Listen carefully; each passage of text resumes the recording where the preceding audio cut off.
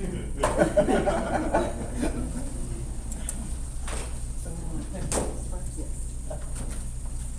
pledge allegiance to the flag of the United States of America and to the republic for which it stands, one nation, under God, indivisible, with liberty and justice for all. Bow our heads, please. We come before you, O Lord, today to do the business of this wonderful town of Spring Lake. May this new board bring fresh ideas and a combined spirit of participation. In Jesus' name I pray, amen. Good morning, everyone. I am so happy to see each and every one of you. And my board, you all look fabulous up here. It's funny to see their faces from this angle instead of being out there. So let's go ahead and get started with our town manager doing her introduction and overview. Interim town manager, Samantha Wilson.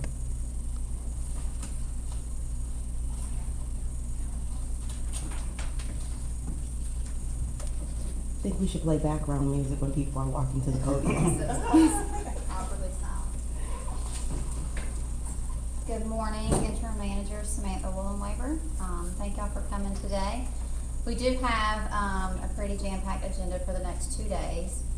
So right now I'm just going to go over what that's going to look like. And you do have a copy of the slides for today in front of you.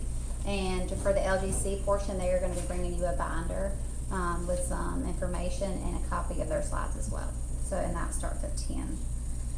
So, as you all may be aware that I am the interim manager, and I'm here through a contract basis through Mid-Carolina Regional Council, and that council serves the member governments in Cumberland, Harnett, and Sampson County. And part of that role is providing any sort of service that towns need. So, that is a service that being provided on a contract basis as the interim manager. So just make sure everybody is aware of that. Any questions about that, feel free to call me or email me anytime. And then so today, we're going to begin with department overview. And I thought it was important to go ahead and for you to hear from the department head or their representative about what the departments do. This is going to be a brief. They have 5 to 7 minutes each to discuss what their department does, and feel free to ask any questions.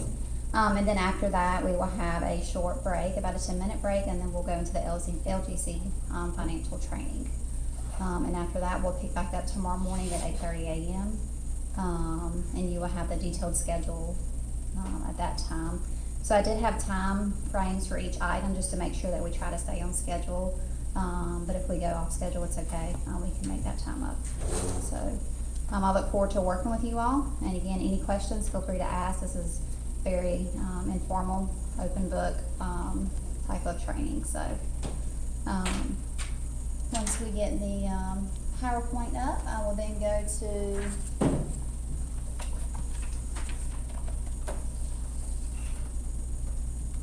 we go. All right, next slide.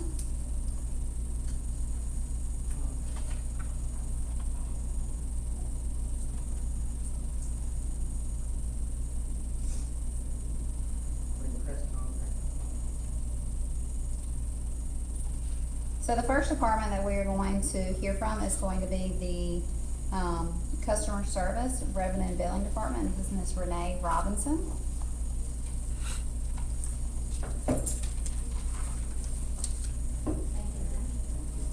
Good morning, Renee. Good morning, board, How are you mayor. Congratulations to all of you. So my name is Renee Robinson. I'm the revenue supervisor. I've been employed with the town for 15 years. And under the revenue department, we have collections, customer service, and we have the meter readers. So under the collection side, we generate invoices for the fire department, water operations, the rec center, human resources, and we also bill commercial trash service and retiree health insurance. We also do leak adjustments, we handle payment plans.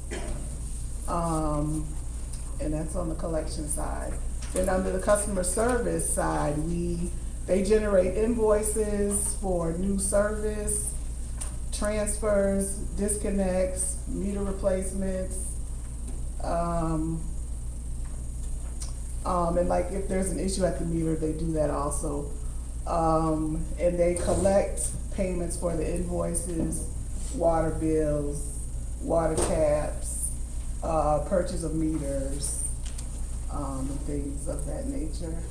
And currently we are working with different organizations regarding utility assistance programs. So the customer service reps have been dealing with them and taking pledges to pay for water accounts for our customers. The meter reader side, they read about 4,700 meters a month. Around 2,600 of those meters are manually read. So what that means is they have to actually lift up the lid, get down on their knees, excuse me, and get the reading off of the meter. The other 2,100 are read with a wand. So, and they read between the 1st to like the 21st, 22nd of the month. Then after that, we do disconnections, which is around the 26th of the month. Then after disconnections, we do illegal usage. Then by that time, it's time for them to start reading again. Excuse me. Question, when you say illegal usage, what are you meaning by that? So, I mean, we have individuals who are residing at a residence and they haven't started water service. So we have to go out and turn off that meter. Tampering with meters. Right. Okay, thank you. I have a question. Okay.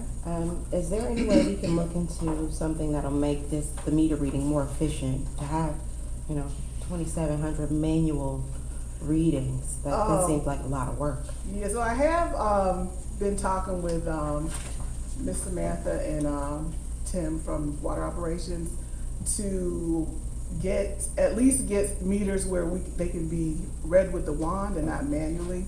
And then further down the line, get like an automated meter reading system. But right now, we're just trying to install new meters where they don't have to read them manually. Have you guys looked into the cost that is associated with that? The last time I looked at the cost, it was around like 1.5. And that included like the installation of the meters. Is that for the whole town, or is that? That's the whole town. For the 4,700 meters? Okay. Infrastructure, right?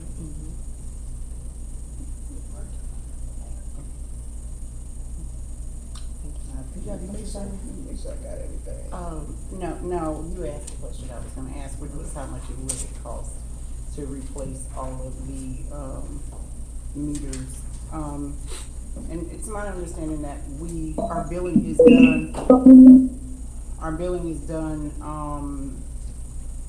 outsourced, correct? Right, so we do the billing here, but the bills are mailed out. That part is outsourced. Okay. And do you know what we pay for that, for the outsourced billing? It's like $1,900 a month. Okay, $1,900, okay, thank you. Okay, let me make sure I get everything. And one more question, as far as Sure. the meters, if they get transitioned to the wand reading ones, what is the life cycle of those meters? Usually like 10 to 12 years. Okay. What's the life cycle of the manual meters? It's about this. I noticed it's about the same. The manual ones may have a little more defect, but they last about the same. Thank you. And sorry for all the questions, but what is the aspect as far as how accurate are the readings? Because one of the things when I met with a lot of people running for aldermen was the water bills were always inconsistent in price. I understand the reading of the meters with as many meters as there are to be read, that does take quite a bit, but the fluctuation on there. Right, so when there is like a big fluctuation, we do send the meter reader back out to reread that meter to make sure it was correct. And then also a lot of the fluctuation has to do with, like if it rains, if we have a holiday, they have more days on their billing cycles, so that affects the usage. Some of the people I talked to, their water bills doubled, so it went from $80 to $160 on there. So that was just one of the things that I was asked. And we, when people have concerns like that, we do go back out and we recheck the meter, and then we'll monitor it for 30 days to make sure there's no issue with the meter. And a lot of times, people have leaks and they don't know about it, and that increases the bill as well. Sure. Thank you. Is there any way we can annotate on the bills when they are going to have a longer cycle? And make it bold, because people really don't read a lot. But if they can see that this cycle is just a little bit longer than the next, and somewhere boldly, I think it'll help soothe. Why is my bill going so crazy? The thing is, like with that, like the bills are sent out like in one unit, and the meters are read in routes. So it's not impossible, but it would be. Or maybe even just putting it on the website, this cycle will be a little low. Just something that shows people. Right, but the thing is, like for each route, one route may have like a normal amount of days, and the next route may have more. Okay. So would it be feasible to do a date in which the meter was read? Oh, well, that's on the bill. Okay, it's the date the meter was read. All right. Yeah, that's And on the bill. I do have a question about how close a wand is able to get to a meter to read it. Do you know that? I'm not No, that's for okay. sure, but it's a long. So I would say. So somebody wouldn't be sitting in their truck. Oh, and no, reading. They no, have to no. basically get out. They have to get out of their vehicle. I don't see them, so I don't know. I'm sorry. Yeah, so they have to get out of their vehicle and actually stand over that meter with the wand. Okay. And then digital meters that we do have, is it normal for those not to have anything on the screens? So the newer digital meters, when you first open it, it'll be blank. Then you have to shut it and open it again, and the reading appears. Okay, so if I had a digital meter and I wanted to check the accuracy of the reading, I'd have to open it up, close it, and open And it then up open it again. again. Okay, to wake it up, I guess. Right. Okay. I didn't- And is an average citizen able to do that though? Is They that are. fine? Okay. Any other questions? Thank you so much. Thank you. Next, we will hear from Tim Garner, our Water Resources Director. Good morning, Tim. Good morning, Mayor, Board of Aldermen. Morning, Ted. My name's Tim Garner. I'm the Water Resources Director. And Water Resources encompasses 3 different divisions. There's Water Operations, which handles the water, sewer distribution and collections, the pipes in the ground, the wastewater treatment plant, and then we also have the Stormwater Division. Water Operations, basically, we take care of about 67 miles of water mains, 70 miles of sewer mains, plus the service lines to the meter and the cleanouts. Most of that is dealing with water leaks to service lines, which are the majority. We do have water main breaks, we handle those. We do customer calls for water quality sample issues. They have cloudy water, or any issues with their water, we'll go out and do an investigation, see what's going on. We also do the water sampling as required by our NC Department of Environmental Quality permit. And we do daily samples, monthly samples, quarterly samples. We do lead and copper every 3 years, asbestos every 9 years. But there's always some sampling going on. We also manage the Backflow Prevention program. Any new business is required to have a backflow prevention device, and that's to ensure that the water from the business, in case there's a fire or any other issue where water sucks back in from the business to our system. So we have to monitor that, any new business. We do new development. Anytime anybody wants to do a new development, we review any plans for extensions of the water and sewer lines before the permit is submitted to DENR. And basically work with the developer all through the process once the groundbreaking is for installing the lines. For sewer, we also do, if you have backups, we have our own jetter, so we can come out and clean sewer lines. Main lines, sometimes we have to call in contractors with the big back trucks, but we'll get it. We also maintain the overhill sewer system. We have an agreement with the Cumberland County. They own the system, but we treat and maintain the lines in the ground. And we have 4 lift stations that we also maintain. One at Cedarwood Shopping Center, Hinkle Mobile Home Park, and then 2 in the Overhills subdivision. Excuse me, Tim, what's a lift station? When all our sewer is gravity, so everything flows downhill, but when you can't get that, you put in a little pump station, and it pumps it back uphill so it can get to the gravity system.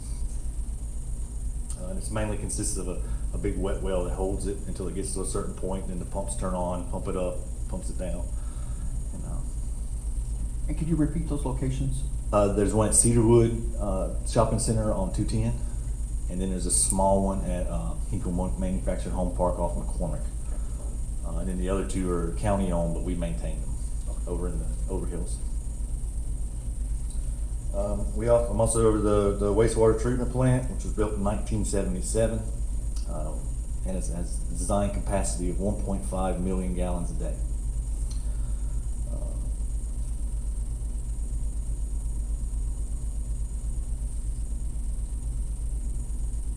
Normally we average about 1 million gallons a day, so we're right around between 55 and 65% capacity every month, unless it rains, and we have some inflow and infiltration issues with our sewer system, so that rises up a little bit.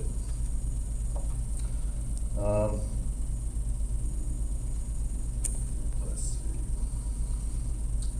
The wastewater treatment plant also does the sludge application, so all the solids are removed before it goes into the Little River, and they are stabilized and applied on fields that we rent from farmers throughout the area.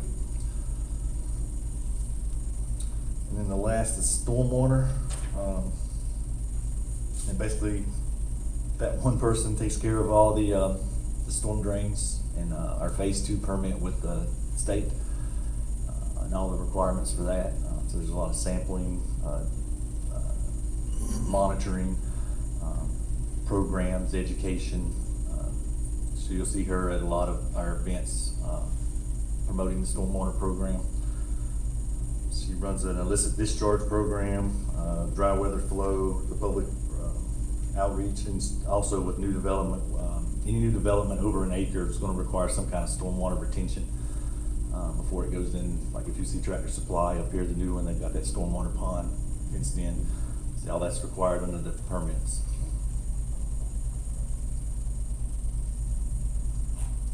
Any questions? Tim, will you go over the BUR list and our distressed utility system? Yes. The state, I think it was last year, developed what they call the distressed utilities list, and we were on that list based on some of the financial stuff that was done here in the past. So we're working on that, and part of that once they come up with the training, the board will be required to go to some training for that. But it may open some opportunities for some grants for us to help us in the future. So I do need, at least one board member to volunteer to attend training, about the VUR list. It's myself and then one board member. It can be in person or online. Do we have any idea when the training's going to be? I know they're still working on that. Are we able to have more than one board member go? Absolutely. Okay. I like that. As many of us that can go as Yeah, possible. I volunteer that. And they're doing it either where you can go on-site training or virtual. Awesome. It would be up to individual members how they would want to do that. With our treatment plant being built in 1977 and us using, we only have an excess of about 500,000 gallons of water, isn't that kind of cutting it close? The state looks at 75%. Once you get to 75%, then you need to start coming up with a plan. And at 80%, you have to start actually moving forward with that plan. What's our percentage? 75 is their No, mark. what's Spring Lakes? We're usually around 58 to 65%. Right, you said, so it is this, I had written it down, it is at the 80%, we have to be, have a plan to, okay, so, And pretty much moving forward with that plan. okay. Because they will not allow any future, we would not be allowed to have any future development, adding flow to the plant. So have you looked into, what funding is available through that, infrastructure, bill that was passed? Yes, we're looking at that. Okay. With the new housing development going on in Odell Road, does that factor into the 58 to 65% you had? Yes, when they did the sewer extension, they had to submit, capacity numbers. So the 65% you have us at, is that based on that development, or is it for? Yes, we go ahead and put those numbers in the, we call it a bank. Each building has a capacity limit that we kind of use as a judge. Okay. But those housing developments, I mean, you're only looking at about 100 gallons a day per person. Okay. So usually a housing development of that size is not going to affect that much. So commercial is pretty much where Industrial is Industry, would be the okay. major. all right. And how- Water intensive industrial would be the major. And do we have many of those here in the town? No, sir. Okay. And then also, as far as water main breaks, how frequent on average per monthly, how many water breaks? And with our infrastructure, is that in a decline where we need to be looking at that for replacement? 90% of the things we fix are service lines, some of the old service lines. Mains, you're looking probably maybe 10 or 12 a year at most. Now, 3 years ago during that cold winter, we had that many in less than a month. But that was unavoidable due to the cold. So when it comes to the proactive, doing the storm drains, how often are those cleaned? We try to get at least once a month. Okay. And we And do get so- assistance from our street departments and So other you departments. do- okay. Is that street to street storm drainage that you're talking about? Yes, So- yeah. We kind of have it's almost like the meter readers. We have routes that we kind of should check this route today. And usually before any big rain, we're all out there making sure they're clean before the rain. All right. When it rains heavily around Mendoza Park, at the entrance where the sign for Mendoza Park is, that's heavily flooded. It doesn't take a lot to do that. No. Is there anything that should be done about that or can be done? I think previous management put in a little sump pump there.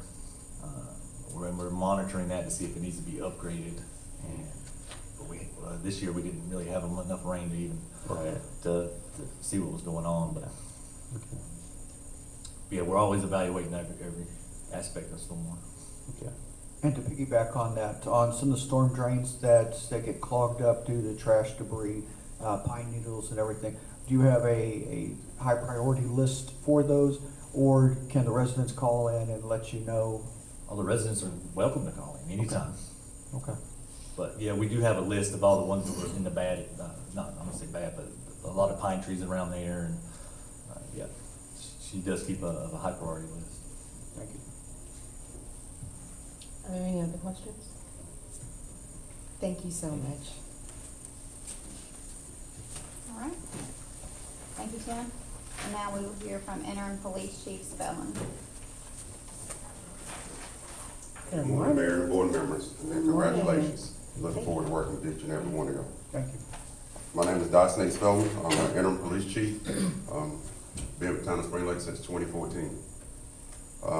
Just tell you a little briefly overview of some services that we provide in the police department, which a lot of people don't know. General, like copy of reports, like someone who's a victim of a crime can come to the police department and get a copy of the report. And that's something they can do Monday through Friday. A lot of times I talk to people and say, yeah, I'm trying to get a copy of the report, and I tell them, hey, come out to the police department and get a copy of the report. So that's something that anybody can do Monday through Friday between 8 and 5. Now, as far as accident reports, motor vehicle crashes, that goes through DMV. So, of course, when they have an accident, we give the driver exchange sheet and information for DMV, so that way the person can reach out to DMV, and it's a cost associated with that. So other services that we provide, house checks, business checks, which, that's something simple that we can do. So I tell people, say, hey, come on out of town for a few days, get in contact with us, so that way we can put you on the list, go by and check, and make sure everything's good while you're out of town. Some of the community engagement programs that we have, and of course, pre-COVID, that we were very, involved are Community Watch. So something that I'm looking forward to in the future, get back involved with Community Watch and just getting out, talking to the different communities, find out what's going on, see what we can do to make it safer. Also with that, we have a conversation with cops where we could just go to a local business and just have a conversation with, the citizens and find out what's going on as well. A lot of times the interactions in businesses as well as, residential areas.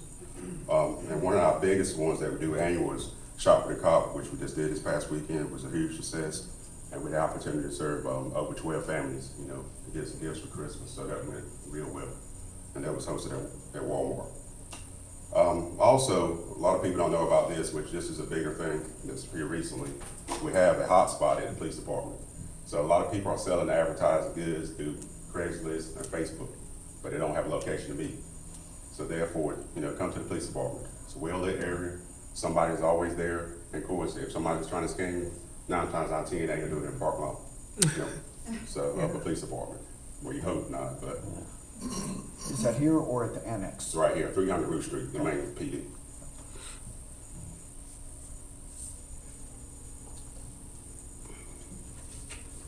I have a question. Yeah. Do we have that advertised on our website or Facebook page? I think it might be advertised on our Facebook page, but I'll double check. If it's not, I'll make sure it's get up there as soon as possible.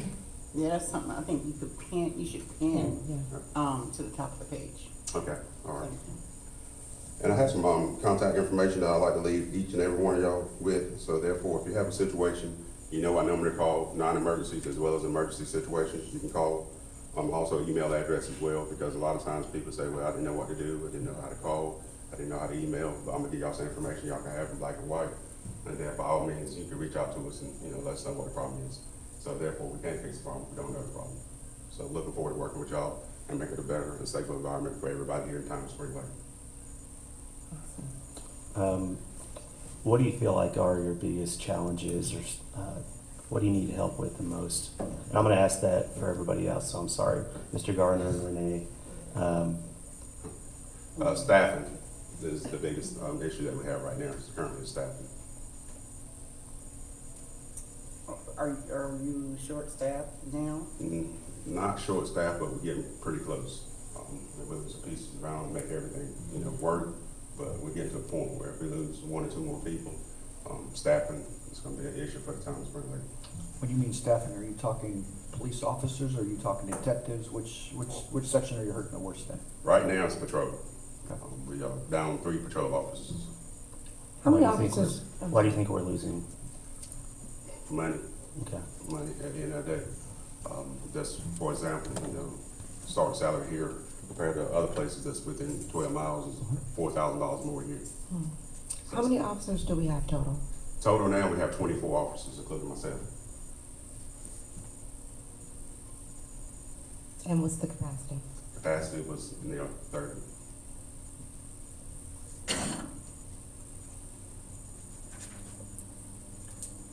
I have one question. Yes, ma'am. So I know you say they have a hotspot, so does that hotspot include, you know how some parents are co-parenting and, you know, they, like when they have custody, they may exchange the kid for, you know, for the weekend? Yes, Is that happens every day. Okay. Just, you know, looking out my window, I see it happen, you know, 2 or 3 times a day. So a lot of, you know, people are, you know, doing that, meeting at, you know, the police department to do the child exchange and things like that. Gotcha. So, Awesome. Any other questions? I did. Yes. I think I was told about, a program the county was putting together for a county community watch, program. Have you heard of that? Heard about that? Can you No, look ma'am. into that and make sure we, no? It's not still developing. It's still developing it. The county community watch? Well, yeah, but we could still tap into it. Yeah, if you could see if we could, how we could tap into that. sure, definitely. Yeah, I haven't heard about that, so thanks for that. I will look into it. Is it Fayetteville or Cumberland County Sheriff's Office? Or you're not too sure which was undisputed? I've seen it several times on Facebook. Yeah, it's a private organization that's putting this together across the county. Cumberland Community Watch Program? I'll send you the information. Okay. Well, Sure. if we Send could, it to well, me as still, well. if we could still participate if it's possible, Yes. so that, you know, we could, make our areas more, make our areas safer. Cause I know I keep seeing about cars being broken into and stuff like that on your website, so, it's, you know, we need to be vigilant about that. Okay. And with most of your interactions with the local area, is it more police, is it checks, is it stops, is it speeding, is it, what's the biggest infraction that It's you a come across? combination of everything. You know, percentage-wise, it's kind of balanced out, believe it or not. Of course, you might have a spike in crime in one area that's higher, being in motor vehicles on one side of town, and compared to another side, you might have more speeders. So it kind of, you know, goes, you know, sporadically at times. Okay. And as far as the community watch, what aspect are you looking to take with the different communities? Because the community watch areas used to be pretty vibrant when I first moved here. Since have tailed off with COVID, it might be a good time as we come out of this is to engage back with these communities to assist you, the police department, with community watches. Yes, I'm looking forward to it. And of course, unfortunately, with the pandemic and all, it kind of slowed things up a little bit. But it's going to take both the community and the police, to keep crime down. You know, we can't be every place all the time. So the eyes of the community is very important. Making it successful in the town. I did, where is that radar trailer, the one that would flash the speed limit? We had some maintenance issues with it, and of course, we can't get it fixed, so we had to take it off. It was on South Bragg for a little while. So it's inoperable? Yes, right now. Of course, the maintenance that's needed is kind of expensive right now. Is it more cost effective to get a new one or just? We have looked at it. We are looking at some grant options as well to try to supplement, the funds. Of course, if there's anything out there for us grant related, let's go that route first, and then of course we'll see what we got in our budget and see what we can do to try to get repaired in the near future. Now, do you guys have a grant writer? No, we don't have a grant writer. Checking the applications up. We are too. Have you reached out to the COG? Cause, I believe they normally are able to assist with grant writing. Who? The COG. Okay. And I do know, FTCC has a grant writing course for $70. And I think you can do it online. One more avenue is NC Works. They have an internship program and they do have grant writers. They will send a grant writer to be on staff at no charge to the department, but they will pay the intern. That would pay the intern? Mm-hmm. Yes, you would. Okay. Thanks for that information. No problem. And a kudo for you. Here in the last couple of months, I've seen more of the police officers sitting visible off the side of the roads.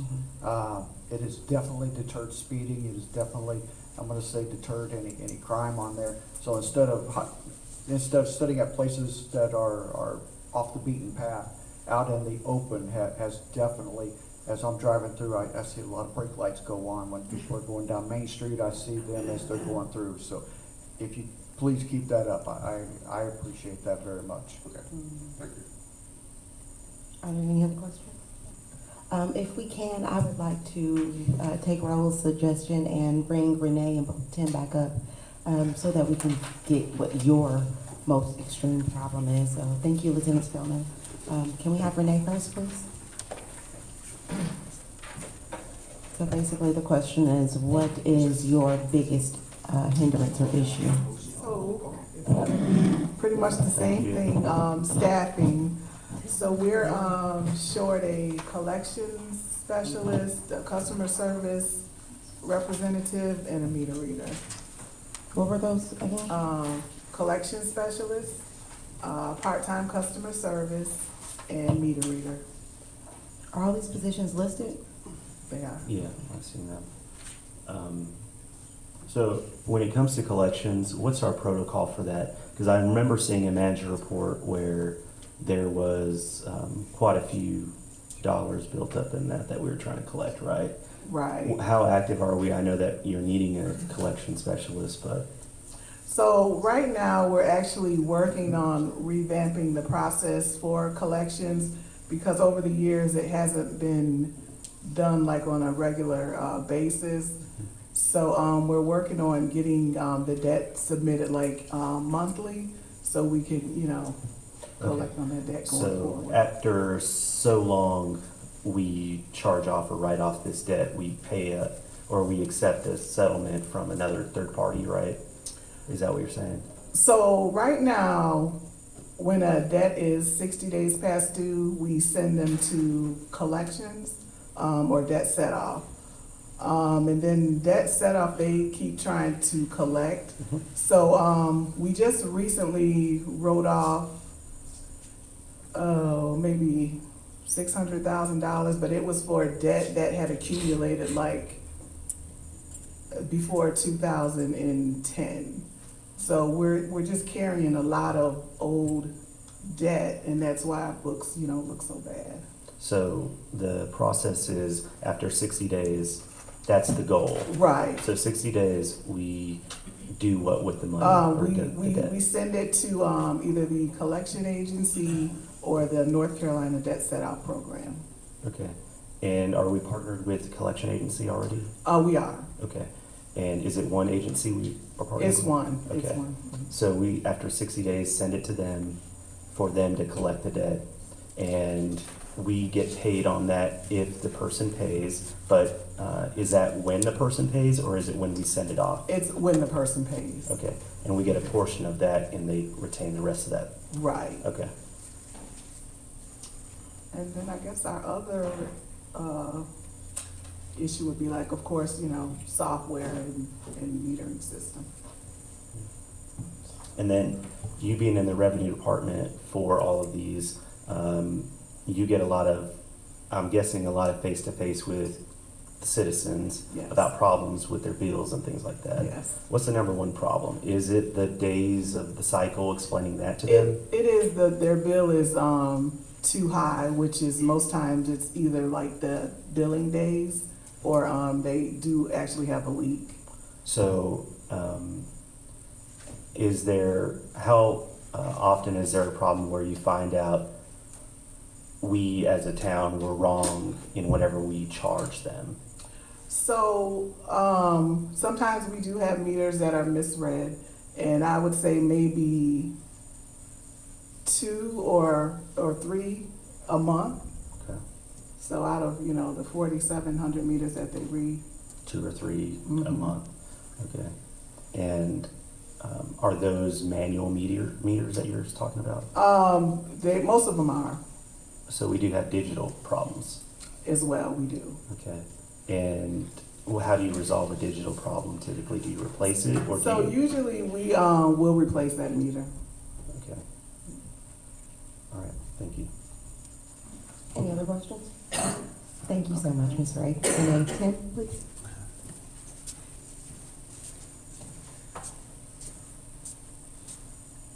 I don't know how long we got for this question, but the biggest thing we're facing is that nothing has been done in a very, very long time, and it's all kind of come and do at one time. Nothing's been improved, nothing's been replaced. Band-aids have been put on stuff. We're still pulling up lines that have inner tubes and pipe clamps to fix a leak on a service line. But we do have an RFQ out right now for on-call engineering services that we're hopefully bringing to you in January. And one of the first goals of that is to put together a plan for us to move forward, a set in stone plan to what needs to be fixed, a priority list, so we can develop a actual CIP plan.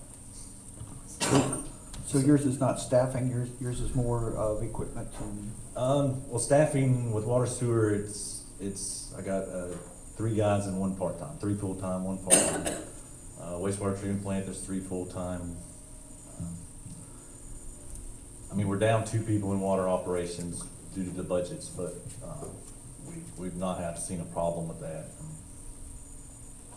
in workflow so far this year. It's mainly getting it to where we actually don't need that many people, would be the better fix. So when you say on-call engineering, what were you talking about? I'm sorry. It would be a service where we select an engineering firm or firms, we can select more than one, and then whenever we need work done, we have them on call. Okay. And are those for bigger projects? Yes, they would be for larger projects, Okay. yeah, like water line replacements, any kind of plans we need. So is a residential street just a line? I mean, I'm sorry. It's not a main line, right? But a side street or residential street, what kind of sewer line or water line is that?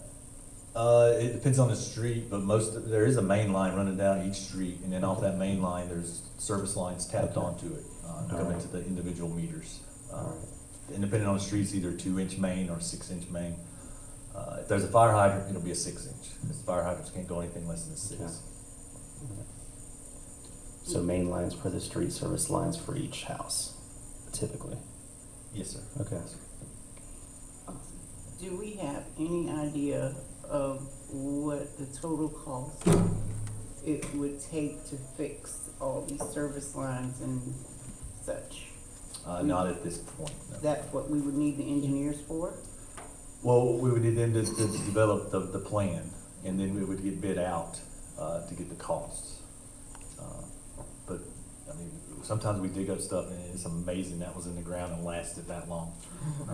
We pulled up somewhere it was fixed with, I don't know if you know what JB Weld is, epoxy mixed together. It was fixed with that. So then it sounds like we need the engineers sooner rather than later, correct? To develop that plan, yes, we need a CIP plan, yes ma'am. So we're doing one of the capital projects for this year was money for a water sewer master plan. So, and also, being on the VUR list, the distress utility, we have to do an assessment of our system as part of that, and there's grant funds available. So we're trying to leverage the different town funds and then grant funds for the VUR to do the, I believe it's called AIA, and then along with the water sewer master plan. And then it tells us what we have, what needs to be fixed, and then you can establish short, medium, and long range goals about the priorities. And then we can do paving, okay, we're gonna replace these infrastructure lines, and then we can pave that street that needs to be paved instead of going the other way and wasting money. Yeah. So And one of the largest problems is over the past, money was taken from water sewer to subsidize the general fund, and that automatically takes us out of the running for any state-sponsored water grants or loans. So we're working now to fix that. Okay. So when a main line goes down on a street and you know, I live on a street that has a lot of issues. Why are you guys smiling? You guys know what street I live on? Yes, sir. So I'm assuming, and I don't know, and I'm not asking you to get into it, but I'm assuming, let's say it's a main issue. It's okay. So you're shaking your head no. So No, you know, it's service lines. Yeah, service lines. So each of those service lines are going down. Okay. So when all of those have to be replaced, let's say we know that, hey, this street, it's all going down. It's just a domino. And so something like that all being taken care of, is that something we would have to contract out to have all replaced if we had the funding for it? It just depends on what's going on at the time. If there's other issues going on, then yes, we would have to contract it out, because like I said, we only have one crew. So your crew, you're saying, is capable of handling replacement and all that? Yes. Yes. Okay. Mhm. All right. Now, doing a whole street in a week, Yeah. because we're getting the calls as well. Thank you. And so do you have more problems with the water lines or the sewer lines? Which one would you prioritize more? I've got some sewer lines that I need replaced, but for the most part, it's the water lines. Okay. Any other questions? Thank you. Tim?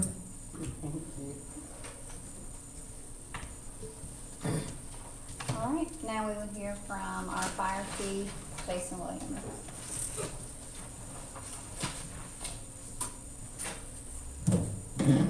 Tim's a lot taller than I am. Good morning, board. Good morning. Good morning, interim town manager. And mayor, new mayor there. How you doing?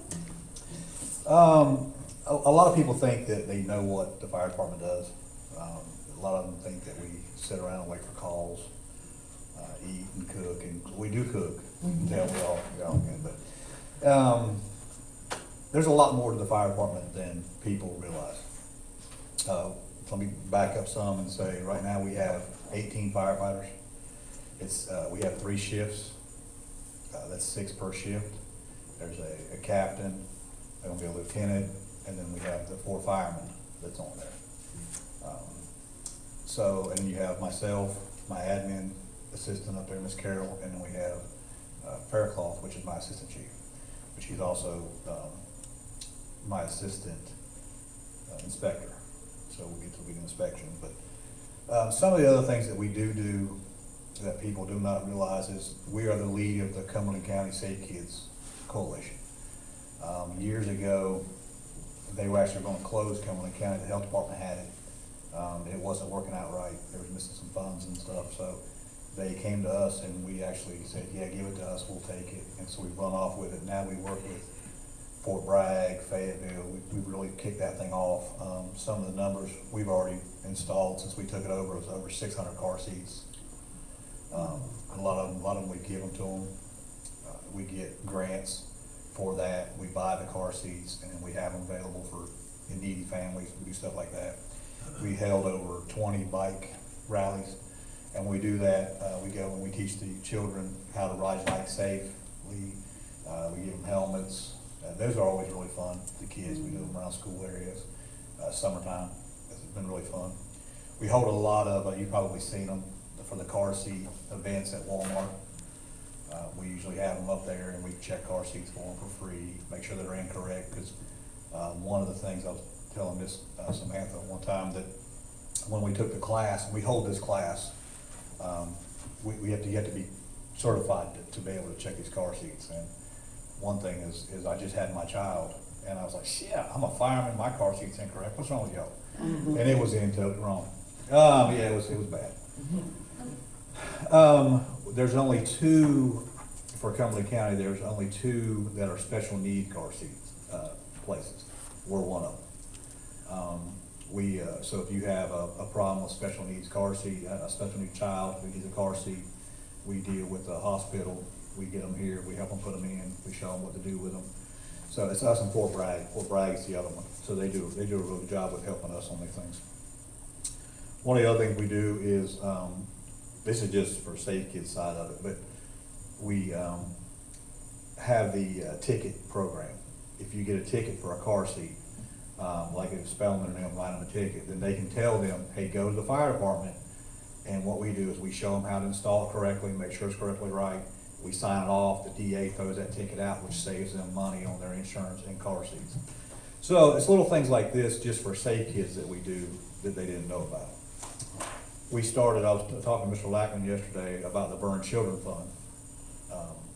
Cumberland County never had a Burn Children Fund, so we started that program because we had a child that got burnt up pretty bad by that fire challenge thing. It was terrible. I hated that thing. But she got burned up pretty bad. So the Burn Children, we were trying to work with them, so we actually opened the Cumberland County Burn Children Fund. Started that program so we could, that's what the can trailer is out back. Is we take the cans, we turn them in, we get money. We've helped them with gas cars to go back and forth to the hospital, because most of them, you know, if you have a burnt child, you gotta take off work, you gotta, it's really a bad situation for them. We've helped them with Christmas meal cards, we just do things like that to help. And then we teach the kids, you know, not to be doing that, things like that. We have a Remembering When program for seniors. We used to hold it over at the rec center before the COVID thing.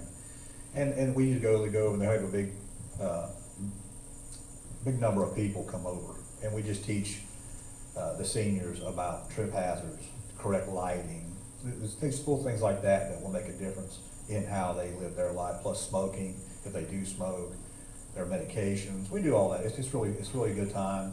We always had a good time with that. The Juvenile Fire Setter Program, there's only a couple of us in Cumberland County that are actually certified in that, and I'm one of those. So, you know, if we have a child in school that's playing with matches or lighters or whatever, they'll call us. I've helped Hope Mills, Payable, and stuff like that. We go and we set them up on these programs and make sure that they're doing the right thing, steer them right, make sure that they understand the damage that can happen if they do burn something down. You know, it's a long program, but it's really good for the kids, and plus they get to see us and they understand how dangerous the fire is. One of the things I'm really super proud about at Spring Lake was our smoke alarm program, our smoke alarm. We hit the ground running on that. It was, you know, all grant funded by OSFM. So at one time, we were the leading township in the state of putting these things out. Wow. We put over 2,400 of them up in a short amount of time, which actually saves, if you took it, the one we were putting up was about $20 a piece, but I averaged out about 10. You know, that's a savings for the citizens, about $2,400 or $24,000, I guess it would be. So that was always a good program for us, and we still have that. They can call us now, and we go back out and still put smoke alarms in any home that needs them. So if you know anybody like that, we go right back out and we still put them up, put them in their homes, no cost to them. Our CPR and fire extinguisher program, we teach CPR. We usually do it for all the township and all the township and the fire extinguisher, so they understand how to do that. New businesses, we offer to do that when they come in. Hey, you want us to teach you this stuff, so they'll know it works out, and it's really no charge for them on those. We go out and make sure that they can understand that stuff. I think wasn't you part of that? Yeah. You were part of that over there. Some of the other things we do is, you guys probably know this, but we do inspect fire inspections. I'm a level 3, I've got level 2s down there. So we go and inspect every business in town once a year. We could go out every 3 years, but it seems like it's a mess when we do that. So we make sure we do it every year. So we're out in the citizens, they see we're here, we know that they're here, we're talking to them, we're making them safe. I know I'm going well over my time, sorry, I'll speed it up. Training is very important to our guys down there. We average, they have to have 240 hours of training a year. And that's if we have no specialties. Like our water safety, that's extra hours we got to have. Our minimum is 240. That's why we were working hard to get the training center up, so we don't have to send them out. We can train them right here on everything that they need. So that's probably 40% done, 50% done on that. Prevention still goes back, where we go to the schools, we go to daycares, and we teach them read reading to them.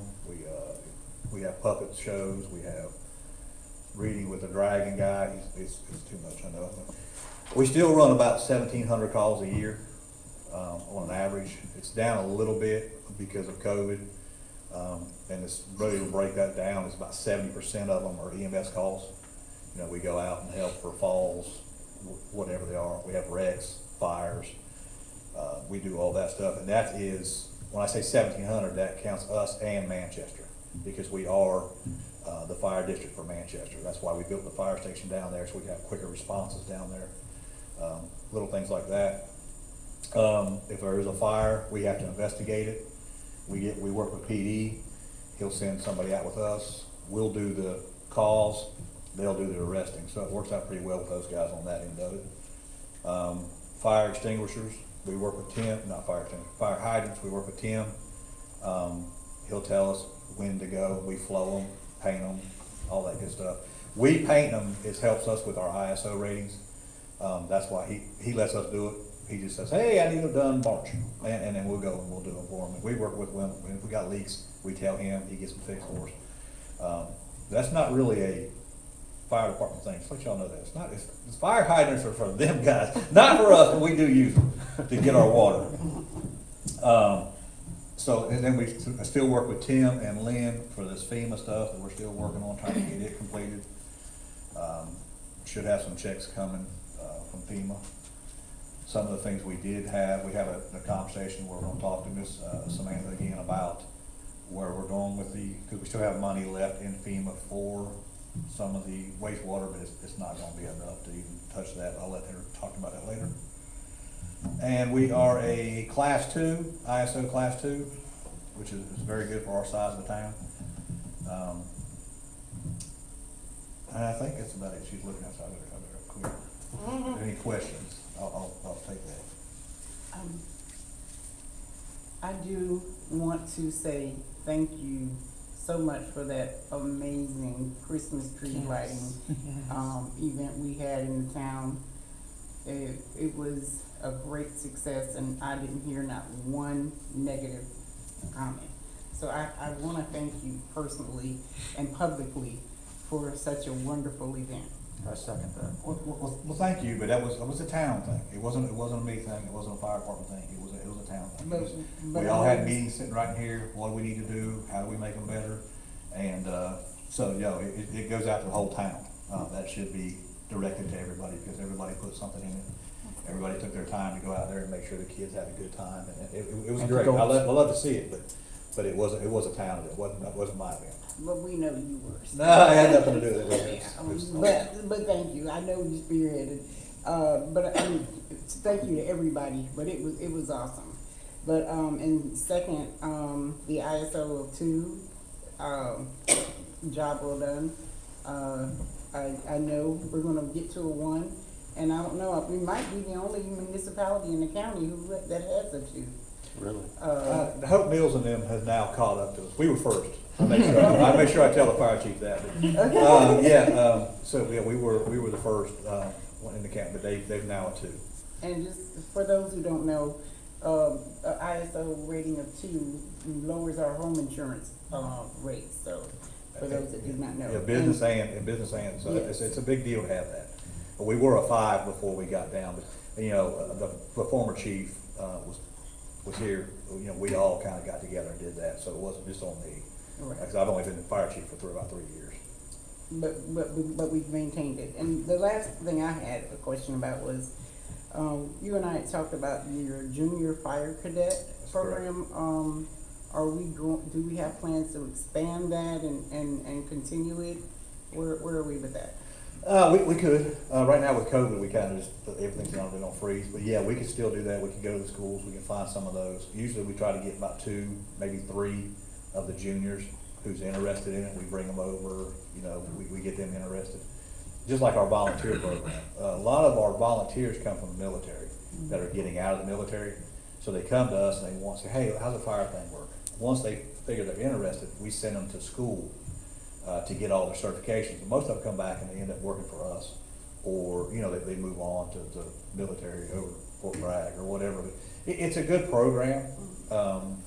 it's hard to maintain some of these volunteers because of the 240 hours. To keep that ISO 2, we have to have them hours.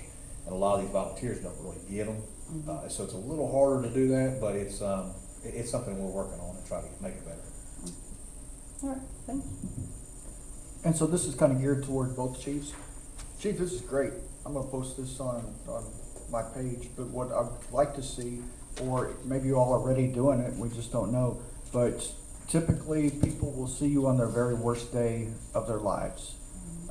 Do we have resources, a printed material that could be handed out? Here's the number for Red Cross, here's local hotels, here are resources after a fire that, they've lost everything. Or if there's a domesticated violence and people are removed from their homes. Do we have something at that point that we can give that those people in need of their worst day of their life? I can't speak for PD, but when we have a fire, we have to call Red Cross.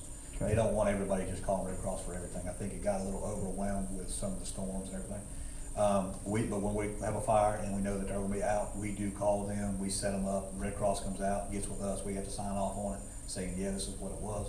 And then they've sped up now. Now they just send money right to their banking account. Used to they have to come out, it's crazy.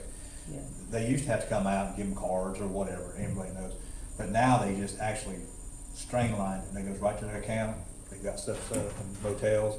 So they've actually done it. The Red Cross has really done a great job. So we try to work with them a lot. Probably PD's probably the same way. Yeah. So PD's the same way. So it's working its way around. Thank you. Yes, sir. Do you guys still teach stop, drop, and roll? Well, we do. Our dog actually knows that. But yeah, we teach all those. When we go to the schools for the puppet shows and all that stuff, we teach all that. It's pretty fun. How many volunteers do you have? Right now, I think we're about down to 3, maybe 4. Consistent, Most yeah. of them are in school. Yeah, like I Okay. said, a lot of times we'll bring them in to send them to school. And usually during the week, they're there. They have to come and hang out with us at least 24 hours in a week. So Got it, we're okay. Yeah, we make them do that. And but it works out. Like I said, it's hard. We got volunteers come in and some of them realize that they don't want to do that. But it costs us a lot for these volunteers. Yeah. Because a gear, what was it, $2,100 just for the pants and the jacket. That's nothing to do with the helmets and the boots and everything else we got to have. They're expensive, and the life of these gears is 10 years. NFPA, which is How long? our Bible. You know how that is. Yeah. But they don't let us. Over 10 years we got to get rid of it. Of course, if we have an accident with them over 10 years, then they would be all over. Insurance would kill us. So we have to get rid of them after 10 years.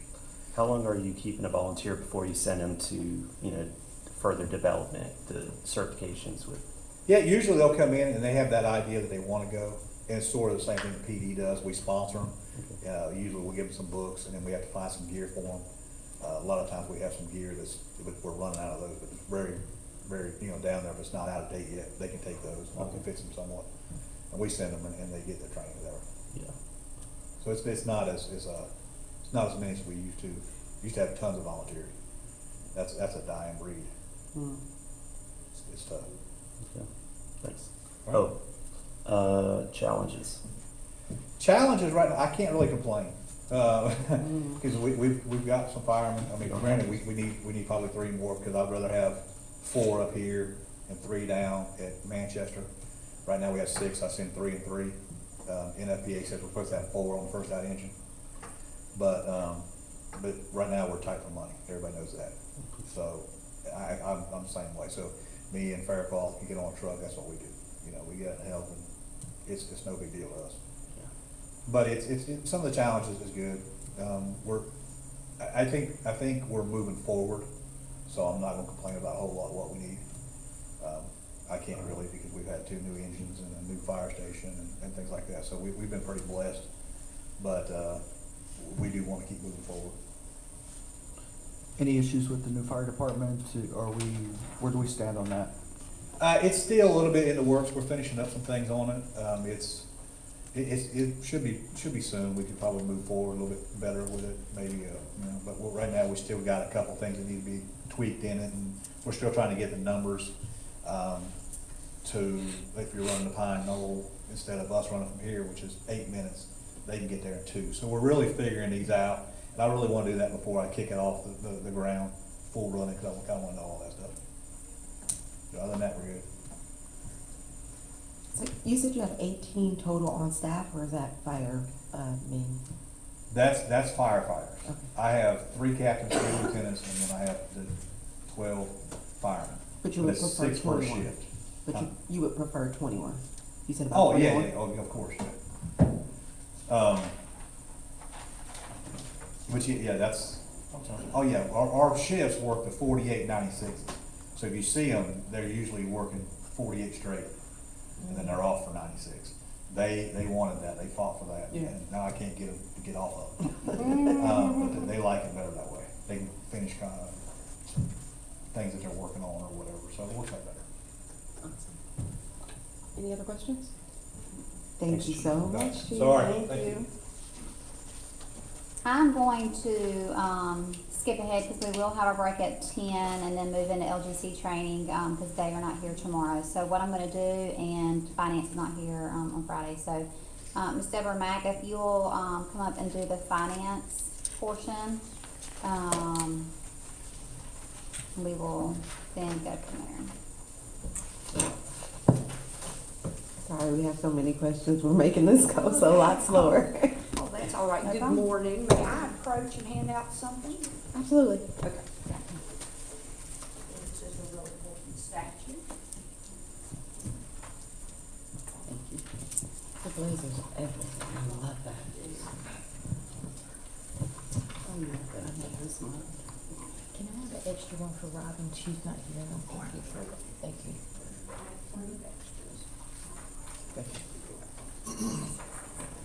Megan, I should introduce, this is Deborah Mack. She is, she's in the role of finance director capacity. She runs the daily operations of the finance department. She is on contract through Greg Isley's accounting firm out of Raleigh. And again, good morning, and everyone can call me Deborah, that is fine. And this is, since we don't have a lot of time, I'm gonna really stay away from a lot of technical jargon. I think it benefits everyone to just try to break it down into simplest terms. I think it helps everyone in general. So the finance department main objective is to ensure that all money received and dispersed is done in accordance with federal, state, local laws, and most importantly, your adopted budget. That is, in accordance with state law, that is the rule. We can't violate it in any way. And what all does that mean to be able to take care of revenues and expenditures? We have accounts payable. If you don't know what that is, that's where we make sure disbursements are made to vendors. Well, there's a lot goes into that. One thing is making sure a vendor is legitimate. And that's the reason we require W-9s. You may get some calls about some vendors complaining. I'm going through our entire vendor database, at least for every check that's been ran and issued since January. And if there's not a valid W-9 on file, we're making sure we have that, because that we have to issue 1099s. That has not been done consistently in the past, and that's in violation of federal requirements. So, in addition to accounts payable, before we can, and after we get a vendor set up and we know that that's who we're going to work with and they're legitimate, there's purchasing is involved, and there's purchasing statutes and laws. And the main key thing with purchasing is you must have a purchase order. And what that means is it's an agreement. It's a 6-digit number we issue technically that keeps it on track. Every vendor has a number. And basically that vendor has to abide by those rules. If they have quoted $2 for something, they can't turn around and say, well, by the time we got finished, it's $5. Well, I'm sorry, the PO's for $2. So we're not paying you the $5. That's the importance of having a purchase order. Additionally, in accordance with state law, and that's the statute that I've handed out to you, and I have some stuff highlighted in it, is the finance director attests that there is sufficient budget. That drives everything that you do. There has to be a budget line item for it, and there has to be sufficient money. A purchase order creates an encumbrance, and what that means is, say for example, you have 5 people that are spending out of the same budget. If they're all working deals with 10 or 12 vendors, and you don't have a purchase order that has taken money away even though you haven't paid the vendor, we post that and it reduces the budget available. So when the next person looks and they need something like supplies, for example, and someone's bought 10 books, well, we're going to encumber that. We may not get the bill for 2 or 3 months, but the budget's already deducted for it from a budgetary perspective. So each one of those, that is the reason the state of North Carolina it's one of the most well-known in LGC, we'll probably talk about this in a little bit, that you have fewer bankruptcies than anywhere in the country is because of the laws that are passed. A lot of people don't like it, but North Carolina is a great state to help everyone do their job better, to be honest with you. So basically that purchase order, and you may hear complaints about that. Samantha's did a really good job about making sure that message gets out, that you have to have a purchase order. You can't call a vendor up like you used to, have some supplies delivered, and then bring something over, and hey, we want to pay for that. Well, where's the agreement? How do we know they even charge us the right amount of money? So there's been a considerable amount of time working with vendors saying we've owed them money clear back into January of last year that have never been paid.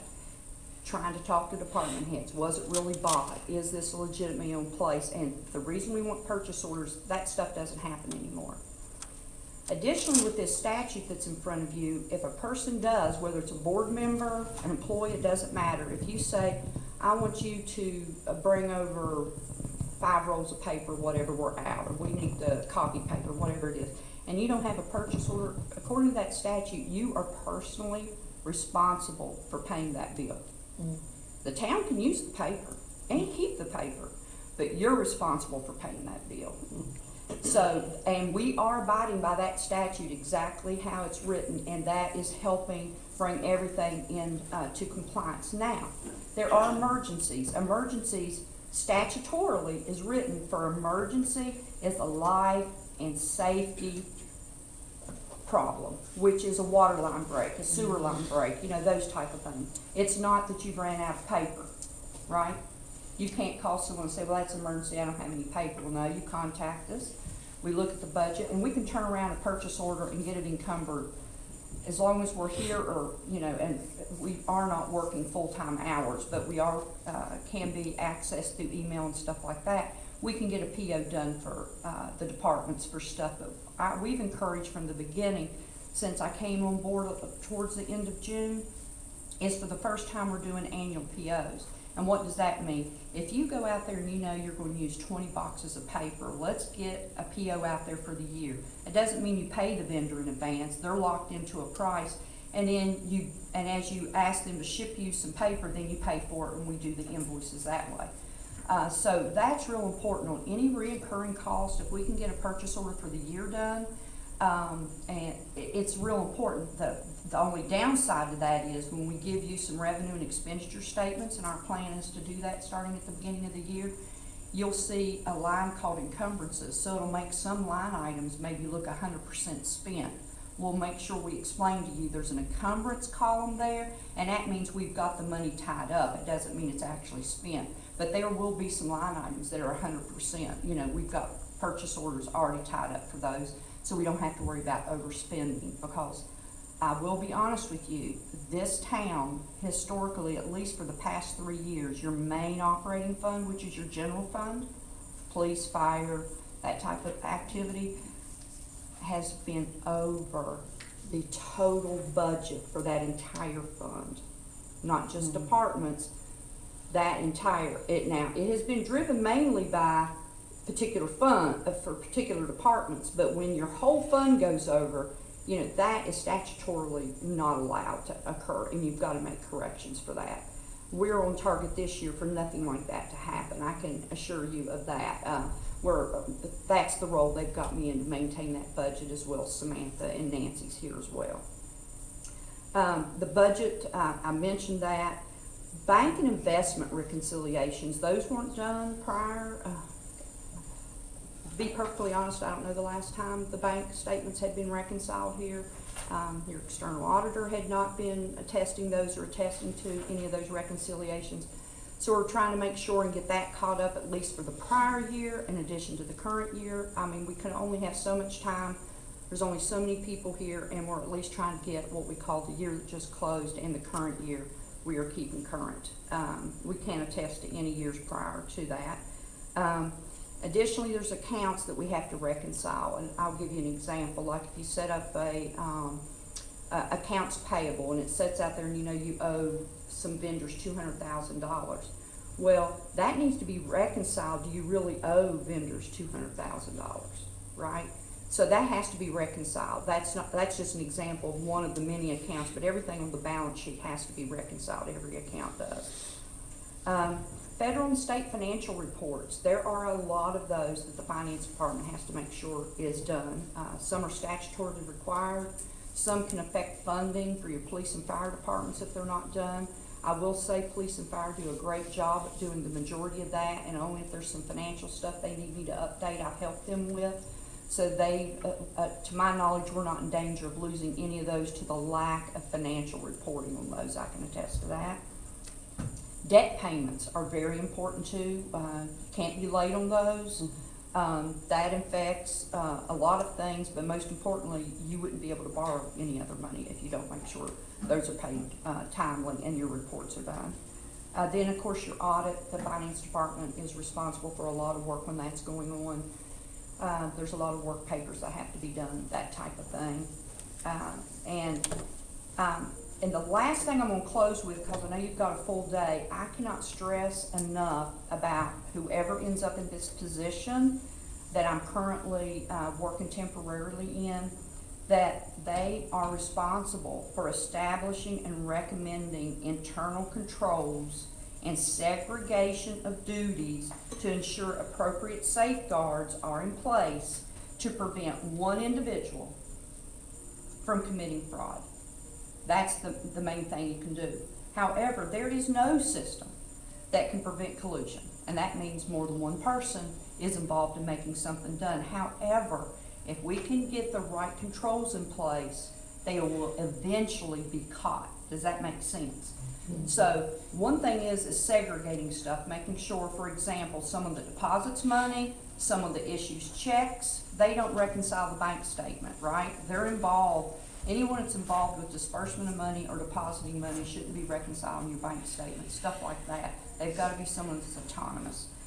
And so basically that in a little snapshot is basically what finance and how important this role is to help, just safeguard everybody. And it ultimately taxpayers' money at the end of the day to make sure it's spent the way it's intended to be in accordance with the law. So what would you say is our biggest financial challenge right now? Cash flow would be your significant issue right now. Having a negative fund balance is really difficult. And I'll explain what negative fund balance is real quickly. It's like you have negative cash, negative savings. It's impossible in your personal life to do that, right? I mean, you just can't do that. So basically, you have nothing that if you had a catastrophe, ice storm, FEMA event, you do not have reserves on hand to help you because FEMA reimburses you. They don't give you money in advance. I mean, the fire chief was just talking about some stuff. I think that was probably Matthew. You're still waiting on money from, so that's, and I may have the storm name wrong, but it's a long time getting your money. So that would be your number one thing, and have sufficient staffing in the finance department. That would be my second thing. That I noticed there is just not adequate staffing to have the type of controls, number one, and number two, to make sure your stuff's done timely. Bank reconciliations are done timely. When revenue is being deposited, it's reviewed, it's matched to make sure that money's hit the bank. We book that in the general ledger, as we call it. All that stuff needs to be done daily. You need enough people that are doing that. Same with paying vendors, reconciling accounts. You're only as good as you are with timely information, right?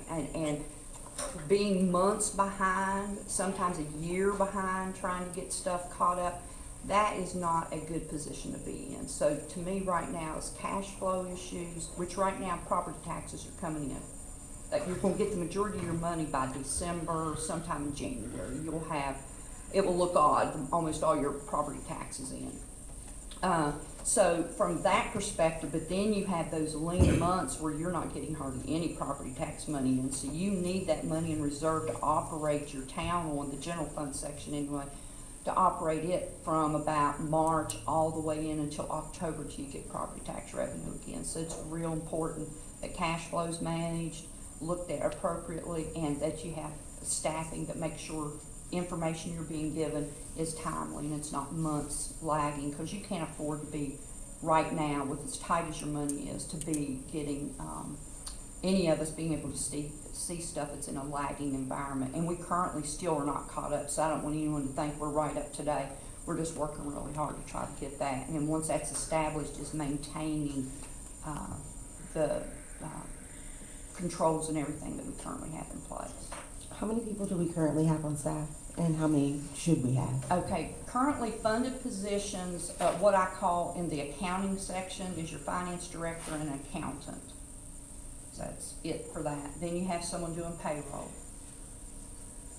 And then revenue, I believe, falls underneath the manager, correct? Revenue collections and the staff back there. There is Renee that talked a little bit ago, and I believe she has one full-time and a part-time back there with her. So you can imagine at lunch times and stuff where someone takes off, it can get tight trying to work a drawer and a drive-through and all those type of things. But that happens when you don't have staffing. But I can say from the accounting side, to review groups, to you need at least one more person back there with your finance director, the accounts payable, and then you need something like an accountant back there, to be perfectly frank, that understands debits, credits, the importance of journal entries and how to post them properly, and understand that clearly. That would be my current recommendation anyway, since at least June, since I've been here, what I've noticed. Any questions?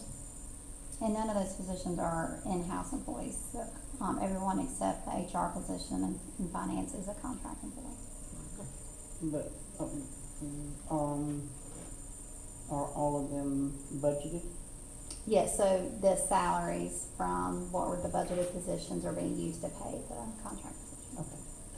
So do we have enough budgeted positions, I guess my question would be, or did we budget for enough positions for the work we need to get done properly?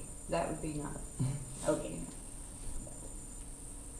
But we're working as hard as we can with what we have. There's two of us back there right now trying to make sure, between Raketa, who is a contract employee, and myself, and then of course Nancy does all the special stuff that LGC needs her to do. I mean, there's a tremendous amount of work on the bank reconciliation side, tracing entries, going through, you know, getting policies and procedures done and stuff like that. Basically, I and Raketa, we're just trying to keep the day-to-day stuff going and researching and getting the prior year, any entries that look odd, you know, getting ready, hopefully when an auditor can come in, we can have it the best we can presentable, and I feel confident, but it's still going to take quite a few months to get there. I'm going to be honest about that.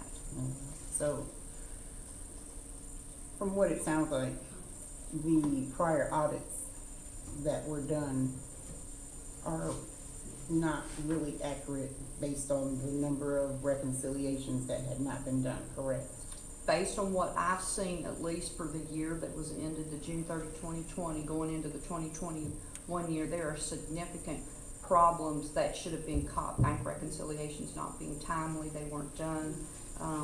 You know, the standard test of procedures they would do, random samples of checks, verify that you've actually visually looked at all of them. You have physical copies of all those to make sure those did flow through the system. Checking cash and investment balances, making sure you send out confirmations and come back, and they do a lot more than that. But those are the three areas that I would stress were the most weak. Thank you. Sure. And since this is the area that really got our town into trouble, do we have a get well date? And are we looking at getting the employees that we need to assist in getting our books correct so that we can move forward? I don't know if Samantha wants to respond to this, or I can just tell you just my professional opinion.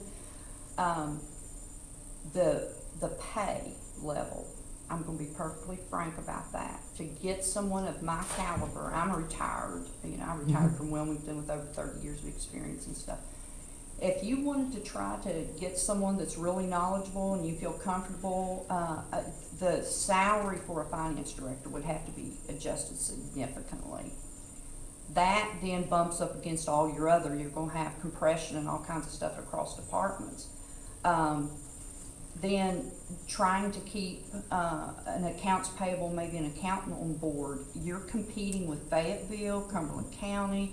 They can just, the town's struggling financially, but the county as a whole and the city of Fayetteville don't have those problems. So they have the capacity to pay higher wages. And I'm sure that affects police and fire and every other position you have. It's not just finance. So to be perfectly frank, unless you can find a retired finance officer that wants to come work full-time or part-time, to keep the knowledge flowing until they can spend at least 2 years with someone that wants to learn, has the capacity to learn, and then transition them over to the job, maybe you could do something like that, because I don't know what you're going to do about the salaries. That's going to be the issue that I see, trying to compete for really the talent every small town and county needs. It's not just Spring Lake. It is really hard to compete with everyone else that's willing to pay more money. But I think a retiree similar to myself that could stay on for a while and really work with someone that's eager to learn, wants to stay in the community, has the capacity, the training, the education, and work with them, you may be able to grow someone. But I think you're 2 years out if you go that route, at least. I'll just be honest about that. Are there any other questions? How long are you gonna stay with us? I don't know. I guess it just depends on what the need is here, what the board, Samantha, the local government commission wants me to do, as well as, my current employer. I will tell you, there are some other entities that are wanting me to come over there and assist with them too. But my heart's here. I've been here since June. I want Spring Lake to be successful. I want the best thing. I feel like I'm part of this whole family, even though I'm a contract employee. I don't feel that way. I have a good working relationship, where I feel I do, with all the department heads and the manager and everything. So, I'm willing to do whatever is best for Spring Lake. I've been talking to my employer about it. I want to do that. But a lot of this is out of my hands, as far as funding for me to stay here, as far as what LGC's recommendations will be, and what, all the recommendations will be. But I want, Spring Lake to be successful. Thank you. You're welcome. Thank you, Deborah. You're welcome. So we are time for the break. The remaining departments, Mayor Anthony, if it's okay with you, we can add those tomorrow morning, or I can just give you summary sheets. But you and I can discuss that. We do have some time tomorrow morning. Let's go for tomorrow morning. Okay. And department heads, I'll reach out to you all about scheduling that with you. But I would, Mayor, if we have our break, and then we can start with LGC at 10:15. Okay. Well, let's go ahead and take a 10-minute break.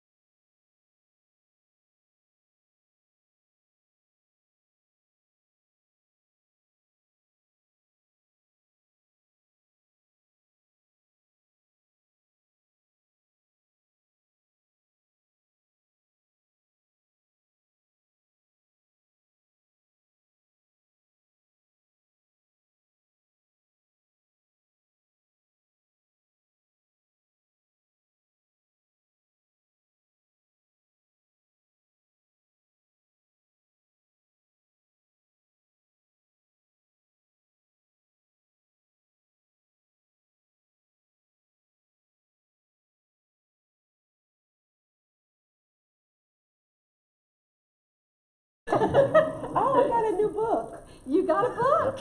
Another thing to read. Awesome, okay. Well, let's go ahead and get started. Okay, all right, thank you. First of all, congratulations on elections and re-elections. Congratulations. Thank you.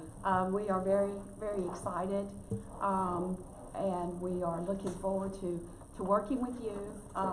We want to be a partner with the town to improve the finances. And one of the things that you have in your packet is a fiscal accountability agreement. This is an agreement. In the very back. It's in the very back of your book. We're not going to really talk about it today. It was initially entered into in April of this calendar year with the town. And we've revised it some. And we'll talk about it before January 31st again, about exactly what we revised, what's in it. But it's an agreement between the Local Government Commission, our secretary to the commission, who is my boss, Sharon Edmondson, has already signed it. And ultimately, we want each one of you to sign it too. It's not legally binding, but it's a contract between, or an agreement between the town and the commission about what we consider to be important. Our goals are in here. Eventually, this will be our exit strategy on how we can get out of here and return your town to local control. So we'll be executing this before the end of January. It'll be an iterative process, and so we welcome your input about what goals need to be. If there's goals and we'll prioritize them together and work on them together. And there'll be things like what you were hearing from your staff. It'll be what you were hearing from your department heads earlier. It'll be issues with the wastewater plant, or it'll be staffing, or different things like that. The things that your department heads are seeing are the same things we're all going to have issues with. So anyway, so that's there for you, but we won't be talking about that today a whole lot. But I wanted you to be aware of it as we're talking. And the other thing, we were making some notes as your department heads were talking. From your finance officer, from the things that you've seen, you know.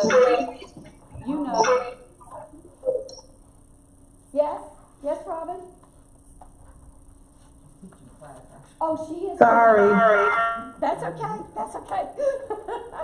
That's okay. You know that you've inherited a town that is broke.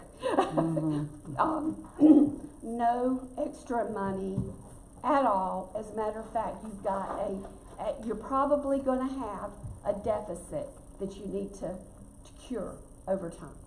And that's going to be hard choices. It's going to be some budget cuts, doing things in different ways, smarter ways maybe, working more efficiently, taking advantage of community partnerships more deliberately if you can. So it's going to be figuring out how to work differently to accomplish what your citizens want to accomplish.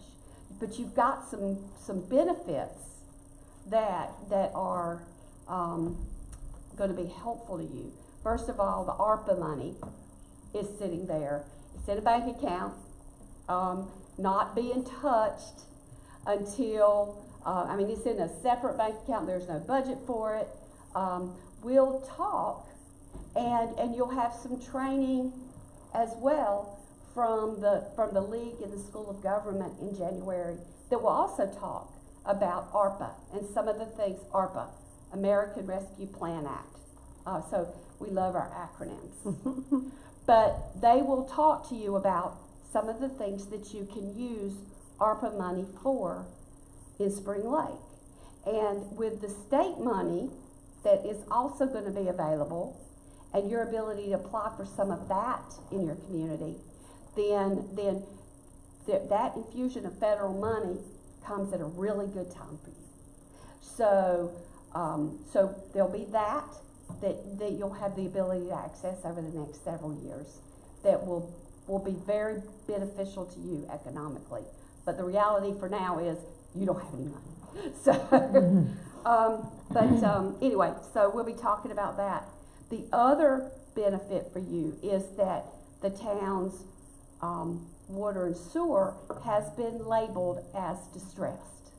That's the statutory word in the Viable Utility Reserve Program. That means you've also got priority for some access to water and sewer money that you didn't have in the past. And even though your utility director, Tim Gardner, is that okay? He talked about you're at 55 to 58%. You want to be able, obviously, to have that capacity to grow. You mentioned some new developments. You want to be able to have the capacity, obviously, so that you can add future development. And the reality is that one of the things that really concerns us about this community is the wastewater plant. And the fact that it is in a flood zone and really old. And so that's a huge risk for this community. So having access to the distressed money, which gives you some priorities. So in this case, being distressed is a good thing. And having access to ARPA money together gives you some resources that you have not had as a town in the past. Okay. The other thing that I want to mention to you is that we also have some potential information about interim finance officers that might be able to help you so that you don't face a gap in finance officers with contract people. No doubt Deborah Mack has got it. She is impressive, but you heard her. She's a contractor. She's got an employer that's got other business needs. So we don't want to leave you vulnerable there. So we have some lists of some names of some folks that might be in the nearby community that we might be able to leverage for you should she need to step away. We're going to start doing some research on that. So I just mentioned that. This book that you've got has a copy of the PowerPoint that I'm talking from. It's also got a copy of North Carolina General Statute 159, an excerpt from that. And that is your governing budget Bible, if you will. That North Carolina General Statute, I'm going to talk some about the history of the commission. You don't need to know that as a board member your finance officer and your manager are going to know that for you. But it's important for you to be aware that it exists, that's the buffer, that's the lanes that they're going to operate in. And if you let them manage that and don't override them when they tell you what those buffers and those lanes are, that over time you will see the town begin to recover. Because that law is a very old law, it's a conservative law.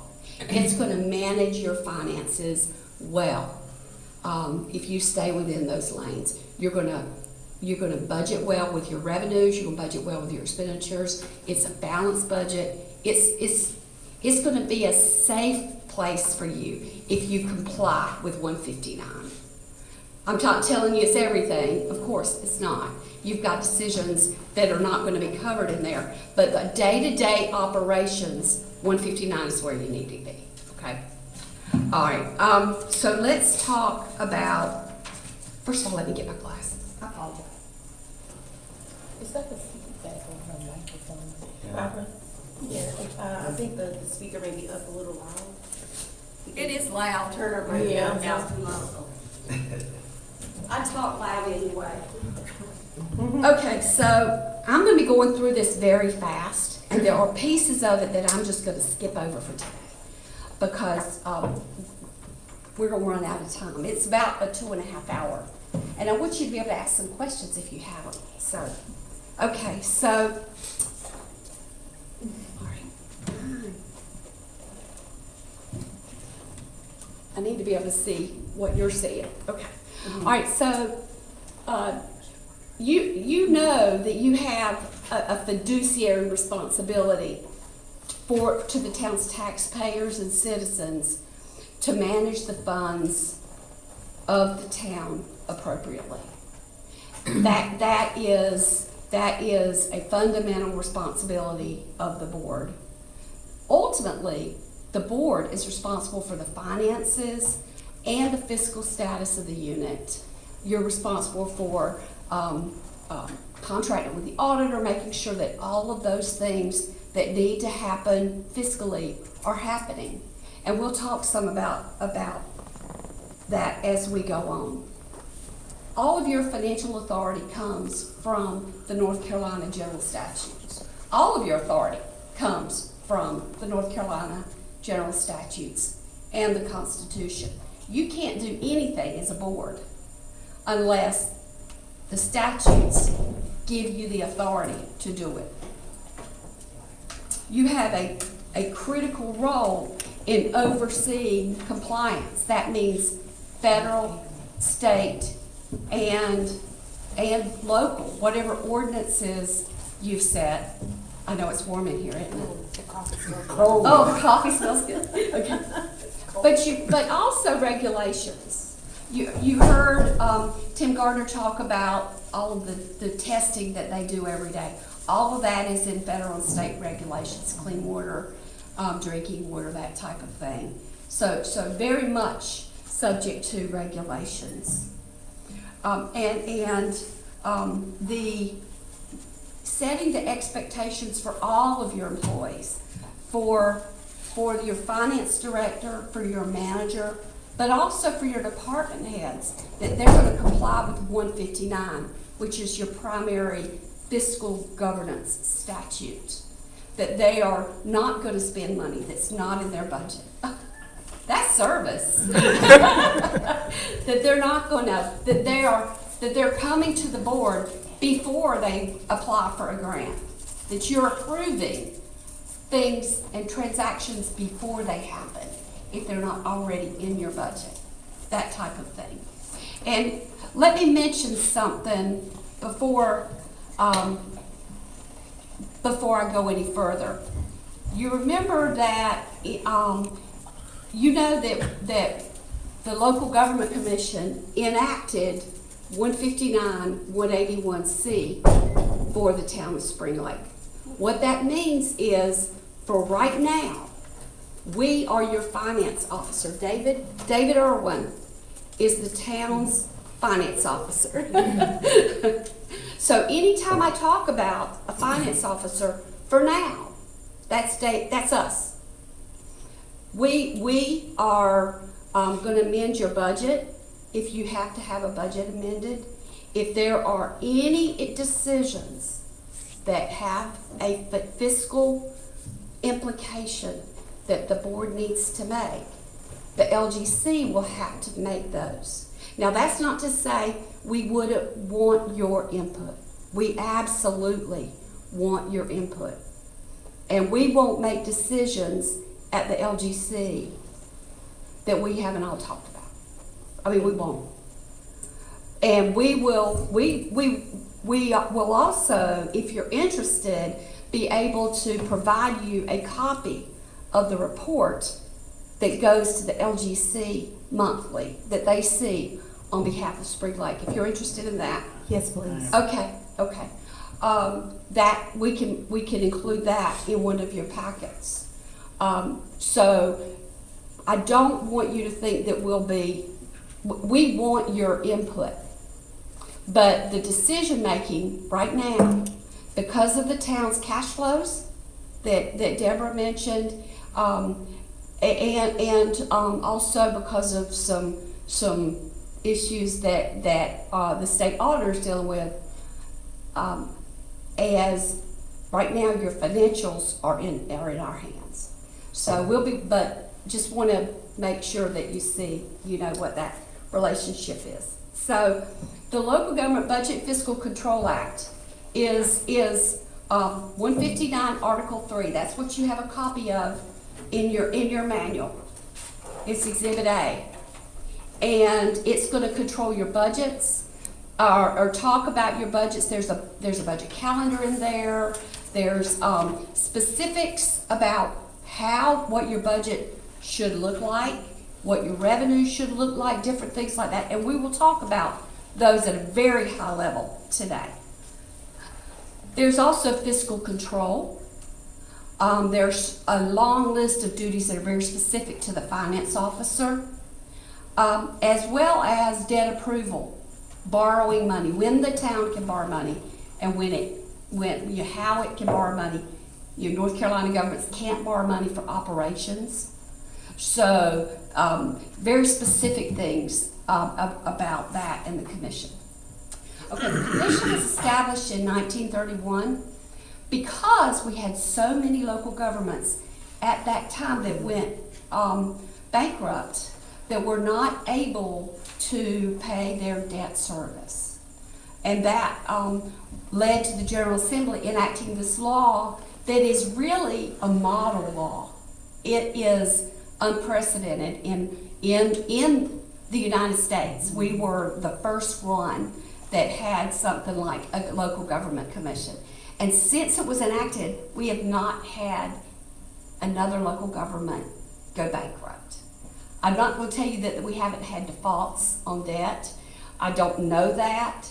There may have been technical defaults that weren't really defaults, certainly, but we have not had bankruptcies since then. And you're not going to be the first.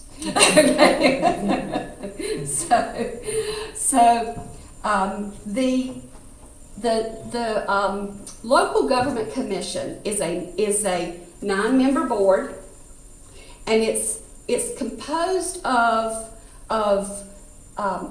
various appointed positions, as well as some statutory positions. The state auditor, the secretary, the state auditor Beth Wood, the Secretary of State Elaine Marshall, who else? The Department of Revenue Director are on the board, on the commission rather, and then there are several appointed positions that the governor appoints for a total of a 9-member board. They are actually the ones that control your finances. We are staff to the Local Government Commission. The State and Local Government Finance Division is one division within the Department of State Treasurer. We have a division that does state health care. We have one that does retirement. We have an escheats division. And then we have the State and Local Government Finance Division. The State and Local Government Finance Division is made up of 2 sections. One is the Fiscal Management section, and we are all part of the Fiscal Management section. The other one is Debt Management, and they approve your debt and manage your debt. They issue notifications when your debt service payments are due, that type of thing. They're all about debt. And then we are all about the fiscal side that enables debt and enables the healthy payment of debt. So we work very closely together with the fiscal management, or with the debt management section, but we're all in fiscal. So, all right.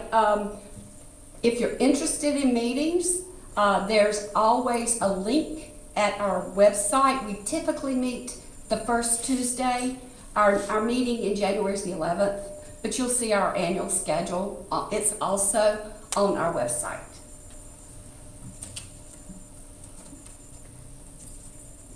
Okay, so 159, these are some of just the high points of 159.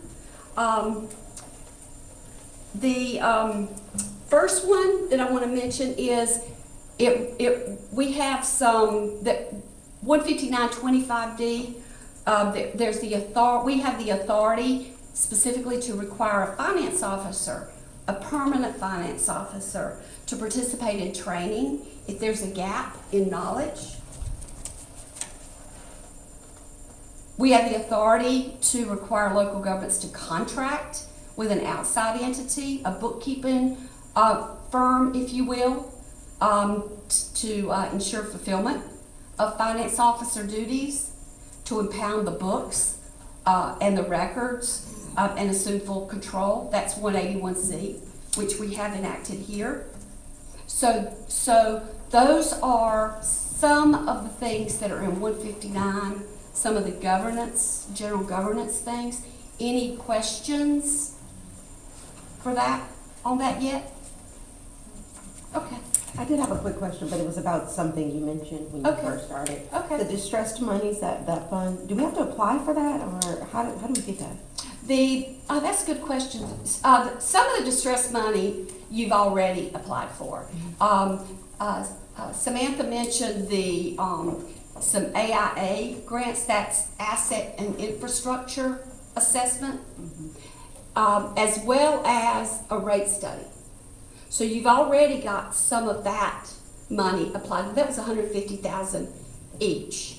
And DEQ will be entering into contracts with engineering firms to do those studies for you, but then they will provide them to you.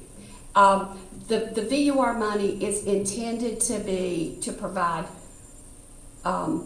short-term and, more importantly, long-term sustainability for water and sewer systems. So once we have the studies back, the asset and infrastructure assessment will probably show some things that need to be done. And that's when you look at applying for additional money, perhaps. The initial state allocation, VUR money was funded at $9 million for the whole state. But now, with the ARPA money, there's $500 million. Yes. Now, some of that's earmarked, but there's a big chunk of it that's not earmarked. So, yes, you'll be applying for some of that. So there's some, yeah. And you know, the goal of that, because water sewer systems are going to be more viable the bigger they are. You have more customers, you can spread that rate structure across more clients. You get an economies of scale.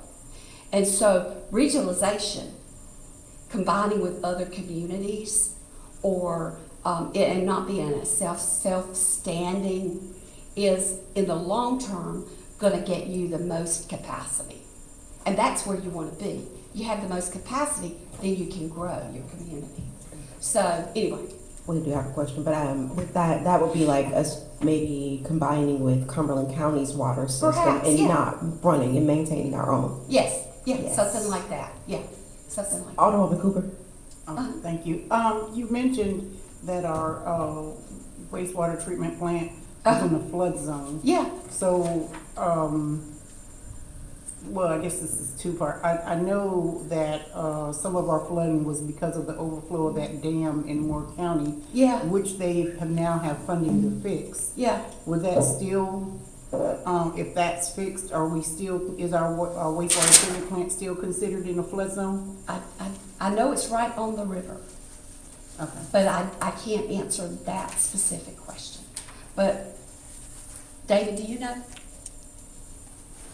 I think flood zones are just determined by the Corps of Engineers. Okay. Upstream fixes probably don't change that. Okay. It might, an upstream fix might help mitigate some of the risk. Mm-hmm. But it's probably, yeah, so what you're saying is it would still be in a flood zone. Okay. So then, FEMA updates their flood maps. They did them in 2006, and then after all the hurricanes formed in Mackie, they updated them again, and so they're called burn maps. but FEMA's the one that controls they determine where the flood zone is, but a lot of those did change after those two 500-year storms. Yeah. So, it would still be in the flood It would zone. still be in the flood zone, It's a okay. floodway, there's a flood zone, there's different areas. I'm not a certified floodplain, I'm I'm not. certified as a planner, it's something we, have to learn. Yeah, So then that would mean that rather than, fixing it or upgrading it, we probably need to move it, correct? I'm an accountant. I am not.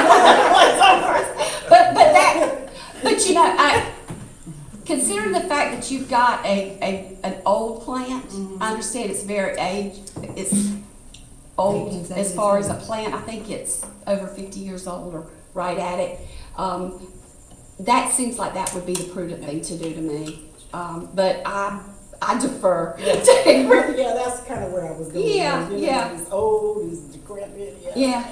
So I don't know if FEMA would pay to rebuild the plant or I know you've got some FEMA money, but I don't know what it's for or if it's still there or any of that. So I think that's a conversation for us all to have, is what we do with that. Okay. Yeah. Thank you. Yeah. This might be putting the cart before the horse a bit, but Uh-huh. would it be feasible to just sell that plant and then join in with Cumberland County? That way we get like upfront cash, and not have to worry about the maintenance, the upkeep, the everything, and like you said, community partnership. Mhm. So we're joining with Mhm. Cumberland County. Would that be a good idea? That one, we've also talked about, as a matter of fact, we even worked with DEQ because there was a plan initially years ago to work with Harnett County. David, help me, because I know you're more familiar with this. Work the plan with Harnett County. Harnett County took over processing Fort Bragg wastewater. Oh. And they built a plant and it had capacity, and what we learned recently was originally there was a tap put on that line in anticipation of Spring Lake tapping out. So we're actually exploring that. We're meeting some people out at the plant this afternoon just because they want to visually inspect it. Awesome. That's really So good. that may be a solution. We're just trying to get some information before we. So you may have two get started. solutions. Awesome. Depending on, yeah. And in that case, you could decommission the plant, and then tap into, but you would need Fort Bragg's permission to do that. So we have a letter that's going out to Fort Bragg from DEQ to ask. I was gonna say, there's probably not a big market for used wastewater plants. Yeah, but that's not to say that some of that stuff there, some of that equipment there, once it was declared surplus, could it be that there's not a secondary market for that? Awesome. Yeah. Thank you. So there's potentially two solutions, because PwC is a strong partner here in the community. So anyway, just a couple of thoughts that you might consider.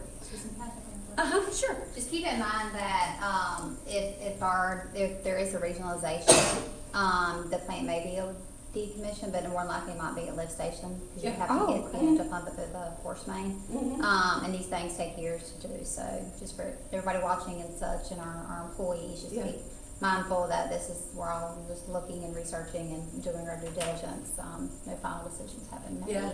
And then there's also the collection system. So outside the wastewater treatment plant, there's also the pipes in the ground, which is called our collection system, and you have your billing. And so it's a multifaceted situation. So.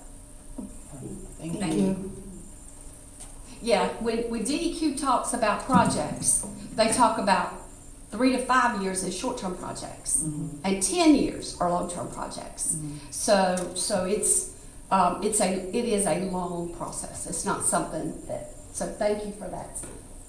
Okay, so let's talk about budget overview. The budget ordinance is your legal document that estimates your operating revenues. All this is in 159. Establishes authority to spend public money with appropriations. and then levies your ad valorem taxes. Your revenues are required by 159 to be reasonable. And what that means is, and because your budget needs to be balanced, revenues plus any fund balance appropriation, which you don't have any, so it's just revenues. Revenues equals appropriations. And before you can cut a check, you gotta have appropriations for those expenditures. Before you enter into a contract, issue a PO, or cut a check, before you pay anybody anything for payroll, those amounts have to be appropriated. Y'all don't have any legal, well, no, the local governments don't have any legal authority to spend a dime until something is appropriated in the budget. And then you levy your ad valorem taxes in a very specific way within your budget. While you're under a 181C resolution with the commission, we will actually levy the taxes. We'll agree together what we want to levy, but we'll actually legally levy those for you in the ordinance, okay? The development of a well-planned budget is the fundamental responsibility of the board. That's your plan.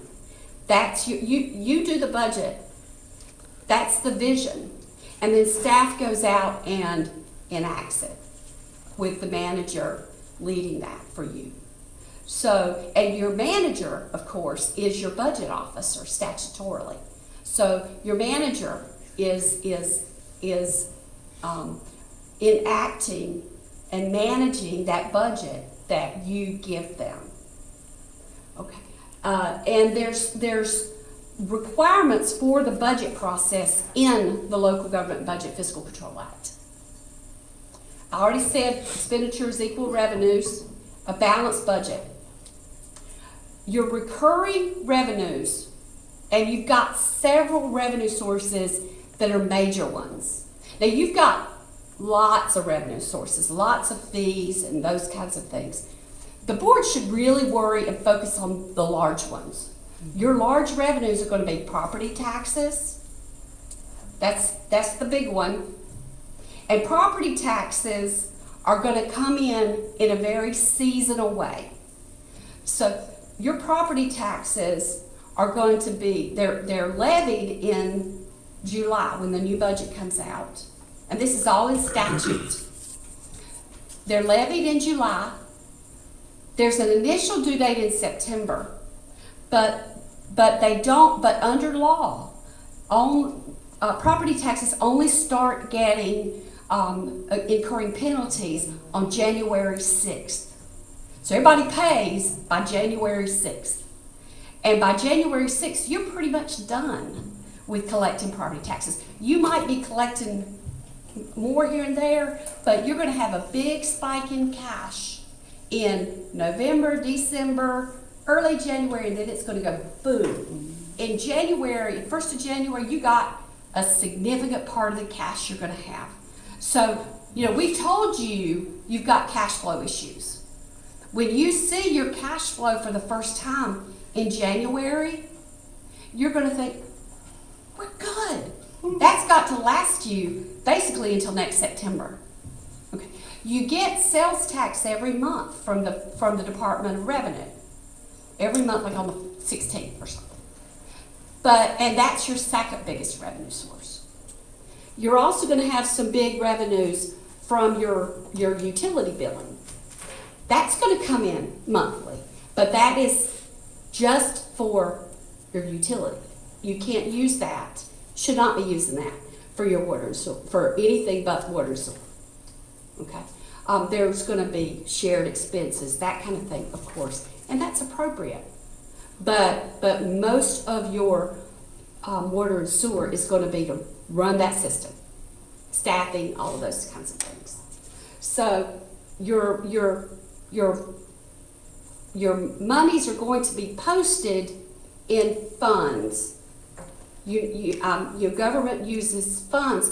Think about a fund like a separate set of books. So you got the general fund, You got the water and sewer fund. You may have capital projects funds that are long-term, multi-year type of funds. Each one of those is going to have its own budget. And you're going to have to approve the budget for each one of those. So when your manager gives you a budget, when you start planning your budget in January for a July effective budget, you're going to see several different funds budgets. But at each one of those is self-balancing.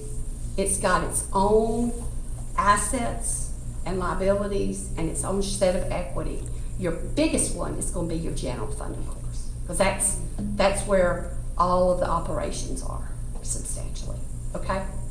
And I don't know how much, if any of y'all have ever worked with or seen financials, budgets for local government.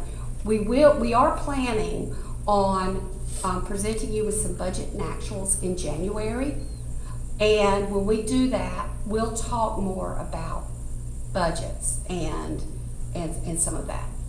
So we want you to see where you are with your revenues and some of that. And your revenue's going to look great because you're coming in right as property taxes are collected. So, okay. So you might include in your ordinance some instructions to staff, giving them authority to transfer appropriations within line items or functions. And then the operate budget ordinance is going to cover the fiscal year, which is from July 1 through June 30. Okay? And so, and then we'll talk in a few minutes about the budget calendar, because we're going to be developing this spring the budget for fiscal 2023 that will begin July 1. And we'll talk about some of that. So there's key dates, and you'll see a little calendar in a minute. You're going to have a budget process and a timeline. Samantha will provide that to you, and you'll be able to provide have input. She'll give you that. But you're going to play a key role in the preparation and review.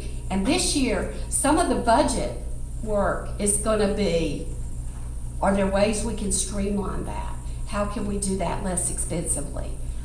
How much can we put into and begin to restore some savings? Those kinds of things. You're going to be making those hard decisions this spring, so that when your new budget comes on, as a whole lot of some of those were made last year, and Samantha will share those as she starts rolling out presenting that budget. What they did last year, some thoughts that she had from last year, and additional thoughts that y'all might have as we begin to talk about how to roll that out. Evaluating needs, assessing community needs, meeting with the community, engaging with them in what their needs are. Now that will have a better chance to happen as the town begins to gets restored to fiscal strength, and you begin to see some of the fruits of the work, and you're able to reach out and find out what needs are.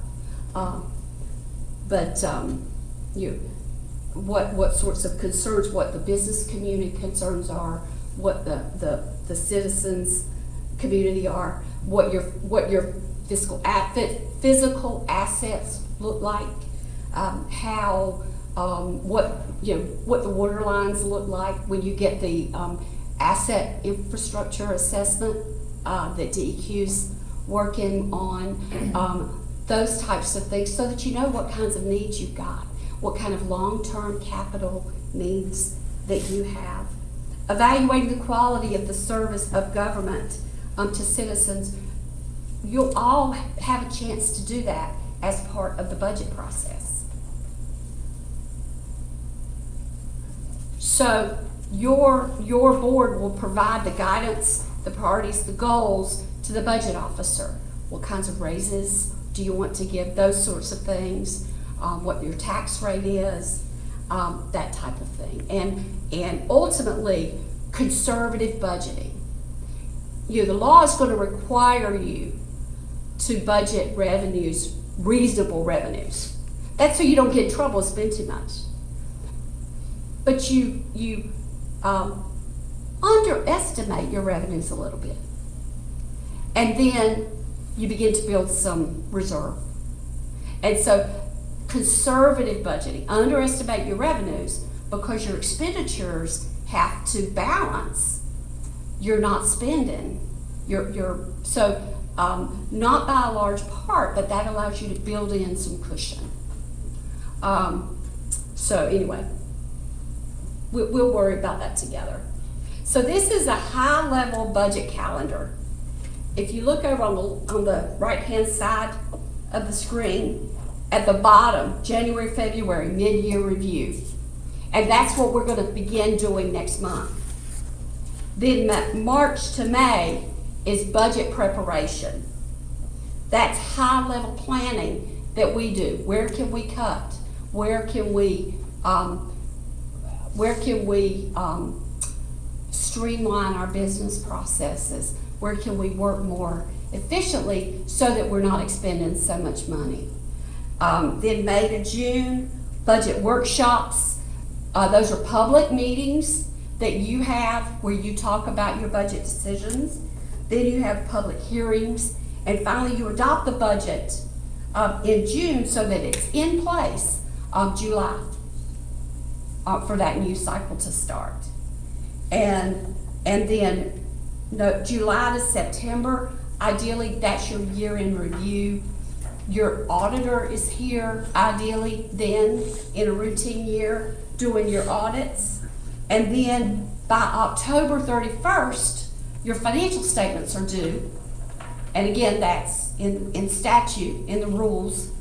And your audit is done by October 31st, so you know where you stand, so that when you're ready to start your budget again, you know what kind of fund balance you've got, that type of thing. So it dovetails together. Can I ask a quick question? Sure. For the March to May budget prep, are the department heads involved in that?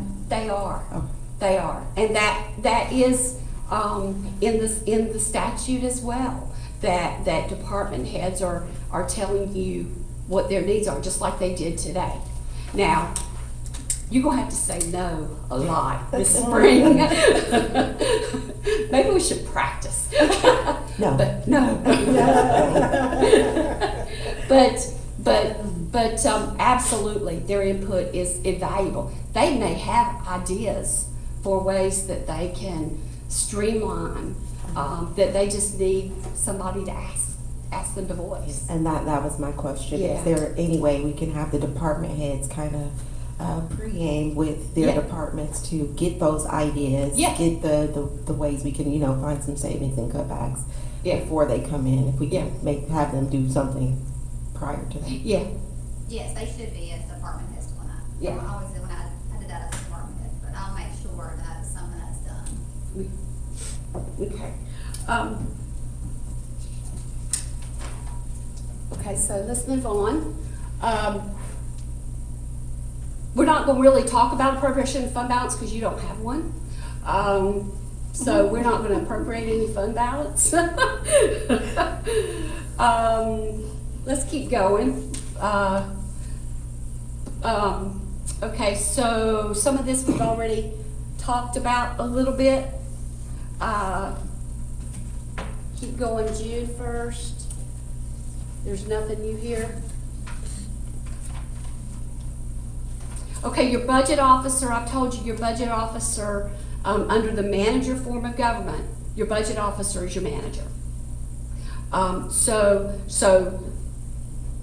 Samantha, as the interim, now she's the interim, but she'll be shepherding you through that process. She'll provide you information, documents, data, numbers, those sorts of things, so you can make the decisions that you're charged with making, okay? Once you get a presentation from her, and this June 1st date is in statute, she's gonna present you with a proposed budget. Now, this is after lots of input from you. She's gonna present you with a proposed budget at an open meeting, and she's gonna have a budget message and a proposed ordinance that's gonna include a proposed tax levy. And it'll be balanced. Her proposed budget will be balanced. You can change it at any time. Once you do that, then, and once you accept her proposed budget, it'll be filed with the clerk, and then the media, and then you'll start scheduling your public hearings. And the public hearings are for your public to provide you input on what those are. And you still have the opportunity anytime to change this. It's all still a draft. You have to have at least 10 days between the date that she presents the budget to you and before you adopt it. So you need to allow the public 10 days to digest it. I'm sorry, Alderwoman Cooper, you have a question? Oh, I'm sorry, okay. Yeah, so I'm looking at those dates, and for me, I think sometimes it's a little rushed, everything. We don't have to. She can give us the budget prior to June 1st if we need, if we would like to, right? Because I just feel like, well, for me, in the past, it's like you have to hurry up and digest all this information, and in the public, it doesn't have a lot of time to digest the information. So, I mean, for me, I think it'd be better if we could get that information out, like say May 1st rather than June 1st. And that way everything doesn't look rushed, doesn't look like we're throwing it together and just, you know, trying to pull the wool over people's eyes. If that's possible, and if everybody's okay with that.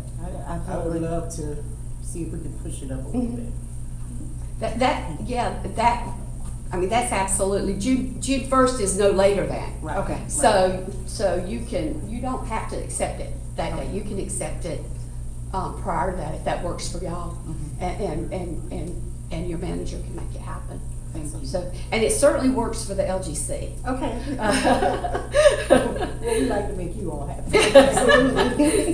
we were scrambling in last June, and we had 5 units at that point. This year we got 8. So anyway, but we will be working. I mean, y'all will be adopting, agreeing to the budget in a public meeting. We will also have a public meeting, and we will have a public hearing so that the commissioners will get a chance to hear your citizens talk about the budget. And so, because if they're going to adopt it, they felt like it was important for them to hear public comments. So we will be working very closely with Samantha or whoever is on staff at that point to get those times done so that something is adopted by July 1. So Thank you. we work real collaboratively with that. Okay.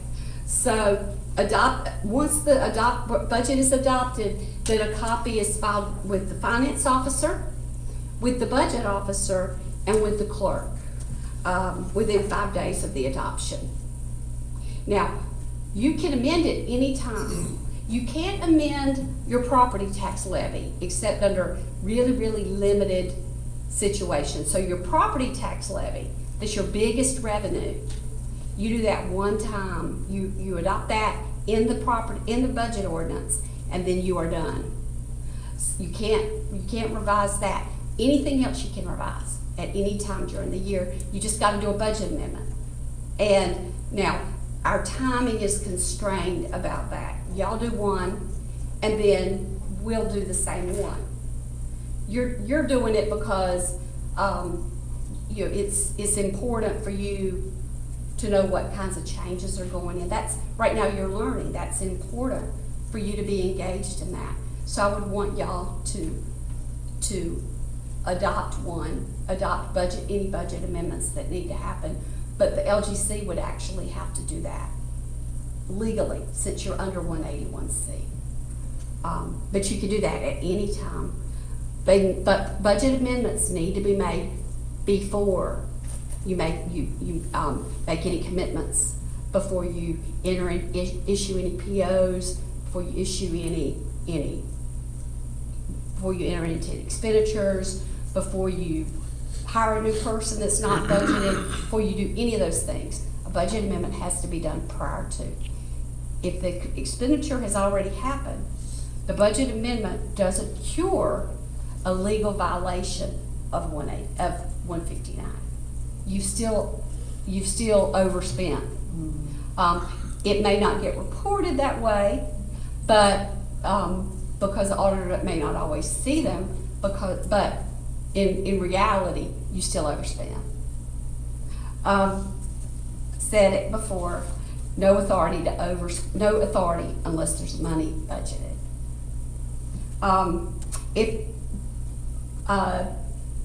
I mentioned the town's fiscal accountability agreement.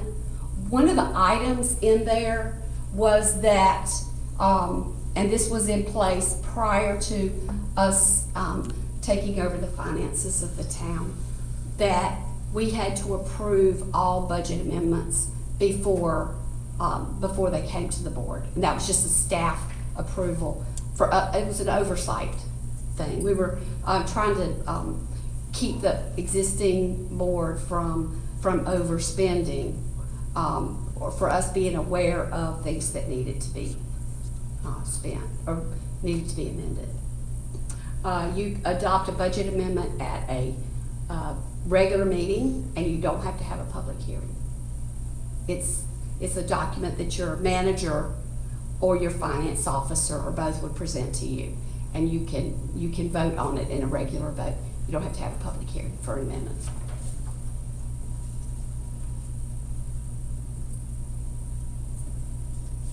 Some of these things I'm going to skip over because, okay, any questions about budget? I know we've talked about a lot of budget.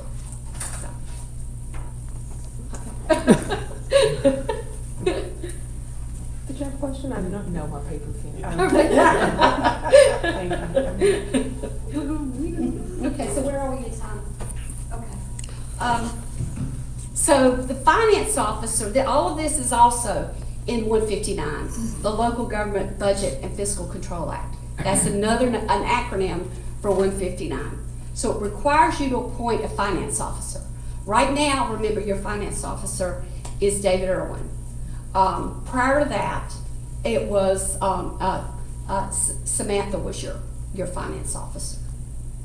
And in some units, the manager is the finance officer. That typically is smaller units than Spring Lake, because y'all are a significant size community for somebody to be holding such major, one person to be in such major roles. So I wouldn't think long-term that would be sustainable for you, but that's the way it was prior. I mentioned the retired finance officer listings that we have. We're going to be looking at some of those and seeing if we've got some that folks that might be interested in that for here. You can hire contract help to help with the duties of the finance officer. And we're going to talk about what the specific statutory duties are of the finance officer in a minute. You can hire somebody to help with those, but you got to have somebody that's an employee that is able to oversee who you hire. They don't have to be able to do the work, but they need to oversee the work, make sure the work's being done the way that they need to, and that they can know enough about finances to ask questions about it, to make sure that what you're contracting for, that you're getting it, that kind of thing. The minimum amount that a finance officer should be bonded is $50,000. That's in statute. Remember, that's a very old statute. That is way too low for a town. Yeah. What would be your recommendation? $1 million? Well, Sharon suggested looking at cash flow, like a big month. that's a good idea. Look at cash flow. Look at the,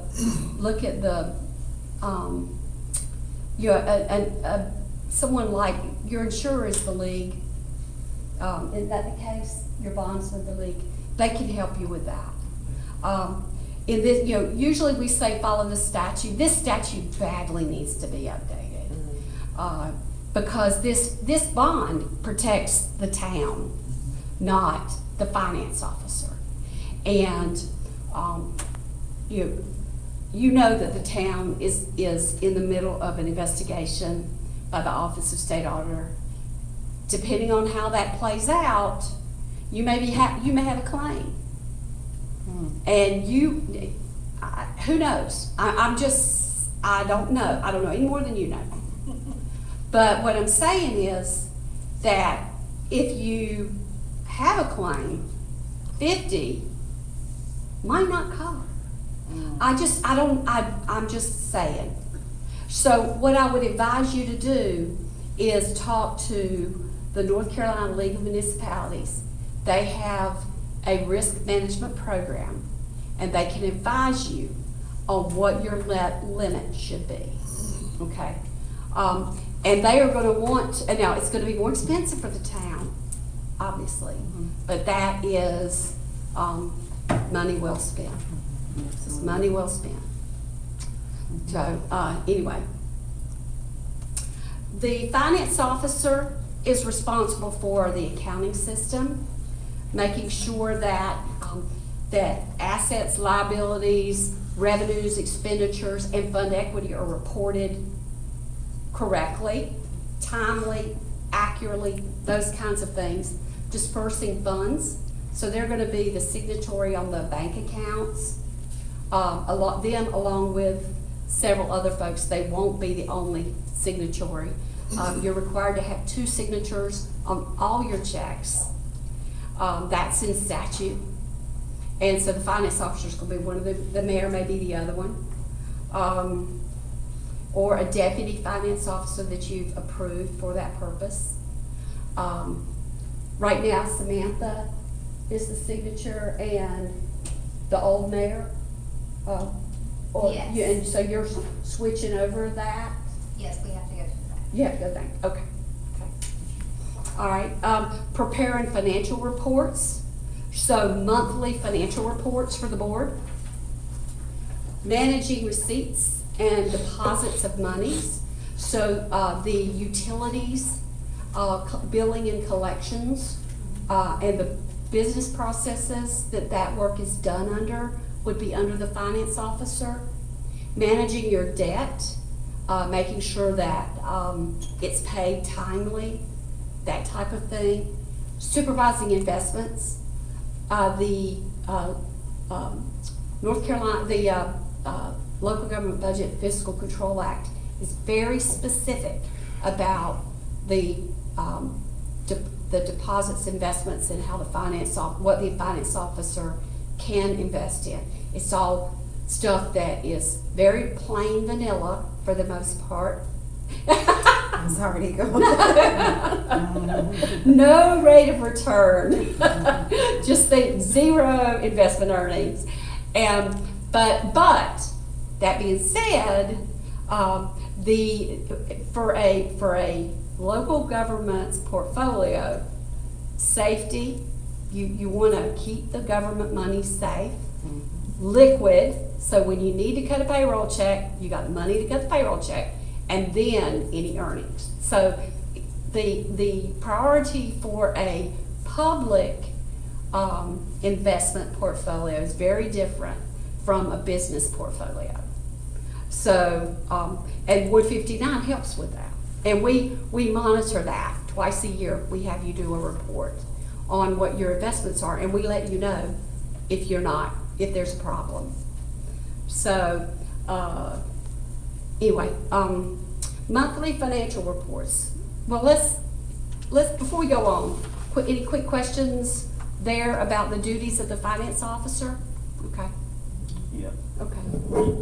You said that the finance officer, it doesn't usually fit under the manager. And No, they do. They do. Yes. Mhm. Okay. Yeah, the town's charter, in the town's charter, I do believe that.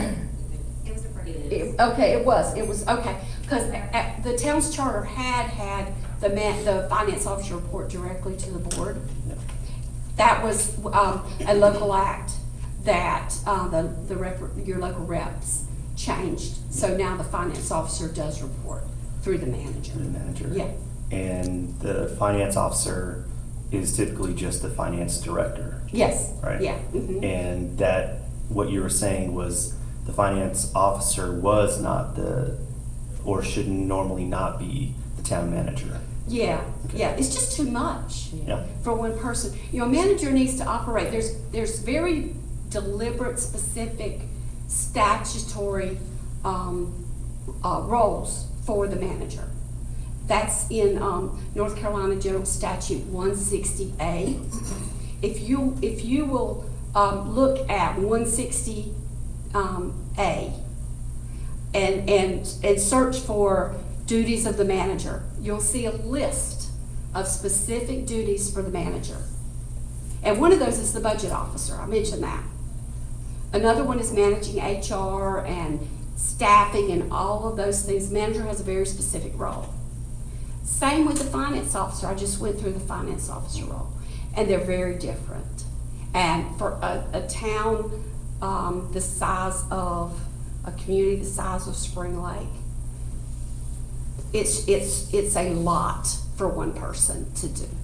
So we probably long-term would not think it would be sustainable for the town, so. And you also said something about the legal levying of taxes being Yes. done through the LGC. Yeah. Mhm. So can you talk about that or share more about that? Yeah, it's in your ordinance, it's included in the language of your budget ordinance, and you've actually got an ordinance in Exhibit B of your book that we gave you. And, The smaller binder is the budget ordinance from huh? this year. I gave him the budget ordinance message. Oh, okay. If you look in, Exhibit B, the last page of Exhibit B, it's in section 11.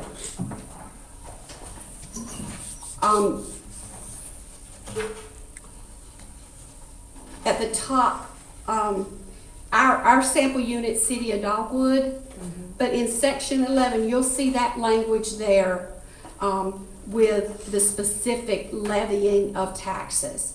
All that is right out of the statutes. It's just included in your ordinance. Do you see it? In Yeah, section I'm 11? sorry, I was Okay. just wondering about, you said the LGC Yeah. is the one levying the taxes. Right, just because the town's under a 181C. Okay. So normally y'all will do that. And so I don't know when we'll be able to return the community back to local governance, but at the point that we do, then y'all would be doing that just as part of your ordinance. Okay? So, Does that answer your question? well, I still does don't that think- mean that the LGC is collecting the money, it's not going through Spring Lake? Oh, no, it would Right. still go to the town. It would still, we haven't really changed how the operations of the town work. You're still collecting everything, the money's still coming here, it's still going into your bank account. All of that is just the same. We are just in a leadership role. Mhm. Does that help? Yeah, just Okay. primary stewards of the money. Yeah, exactly. So, yeah, because we are not in the day-to-day operations. Now, we have reviewed some of your business operations and that kind of thing, and we'll continue to do more of that. but but your staff is still doing all of your day-to-day work. Are there any recommended changes for our day-to-day operations that you've seen? Right now, we just have a very long list of priorities that we have, that we're just beginning to talk about with Samantha and the staff. But that we're, I mean, it's a very tentative list. But ultimately, that list will grow up into an amended fiscal accountability agreement that we'll all agree to, that will be a public document. So y'all will be part of that conversation. Awesome. So not that anything that I could articulate here, but as we know those things, and as we, I mean, this is a long-term process. We're talking years. I mean, not 10 years, but years. So we'll, as we know more, we will certainly be bringing those to your attention and making sure that you're engaged in what we're doing. Okay? Thank you. Okay. Did you have a question, Adrian? No. Okay. Alderwoman Cooper? Okay. Well, you answered for me when you said you will alert us to what those findings are for known issues or things we need to change. So that was going to be my question. Okay. Okay. So monthly reports are something that you should insist on, because you're not going to be able to make decisions about budget amendments that are informed, good decisions, unless you've got monthly statements, budget to actual for your major funds. Maybe not every fund, but certainly for the major funds, for the water and sewer, for the general fund, those types of things. You're going to want to see you want to look at your revenues. Are you sort of for your property taxes, are you getting close to 95-96% by the end of January? If not, you want to talk to your tax collector, or you want to talk to your manager to talk to your tax collector. That's how you would do it. You're going to look at your departments. Are your departments spending in a way that you're going to be, if you project towards the end of the year, you're going to overspend that. And some of that is going to be considering encumbrances, which Deborah mentioned. You've got your total budget that you adopted at the beginning of the year. You've got your year-to-date expenditures that you've already sent checks out for. That's payroll and utilities and all the things that go with running a town this size. You've got your encumbrances, which are commitments thus far. And then the last column is available budget. It's the total budget, less what you've already spent, less what you've committed to spend, which is your encumbrances, and what's left is available budget. That's what you've got left.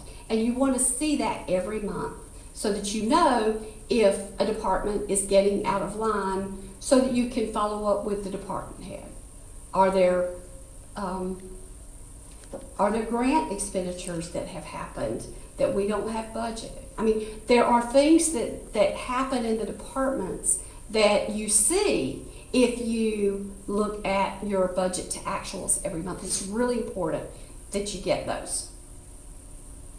You're going to want to see explanations for unusual transactions. If you've got big overages, that type of thing.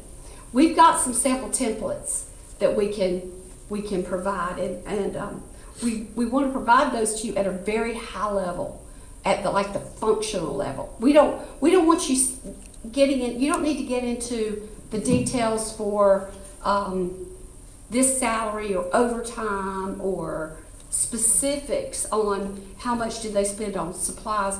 We want you to be able to see where the police department is in total, where the water and sewer is at a high level, okay? We don't want you to get in the weeds. We want you to get up here.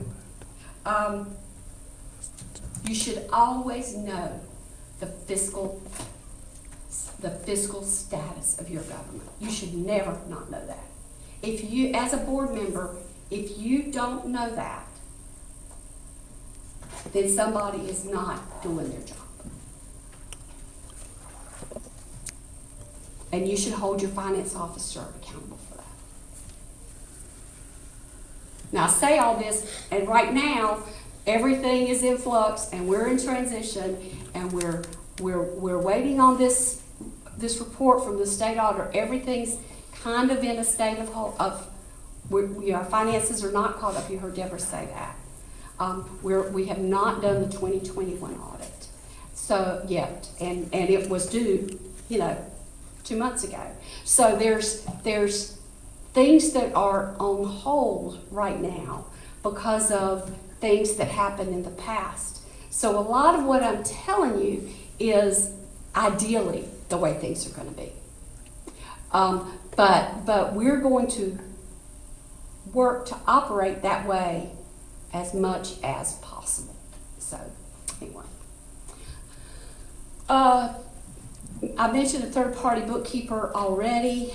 You can, you do have the authority to do that, should you decide, and you are doing that. You've got Deborah Mack, contracted finance officer. You've, in essence, got a contract interim manager. The prior board voted to contract with the COG on the 6th.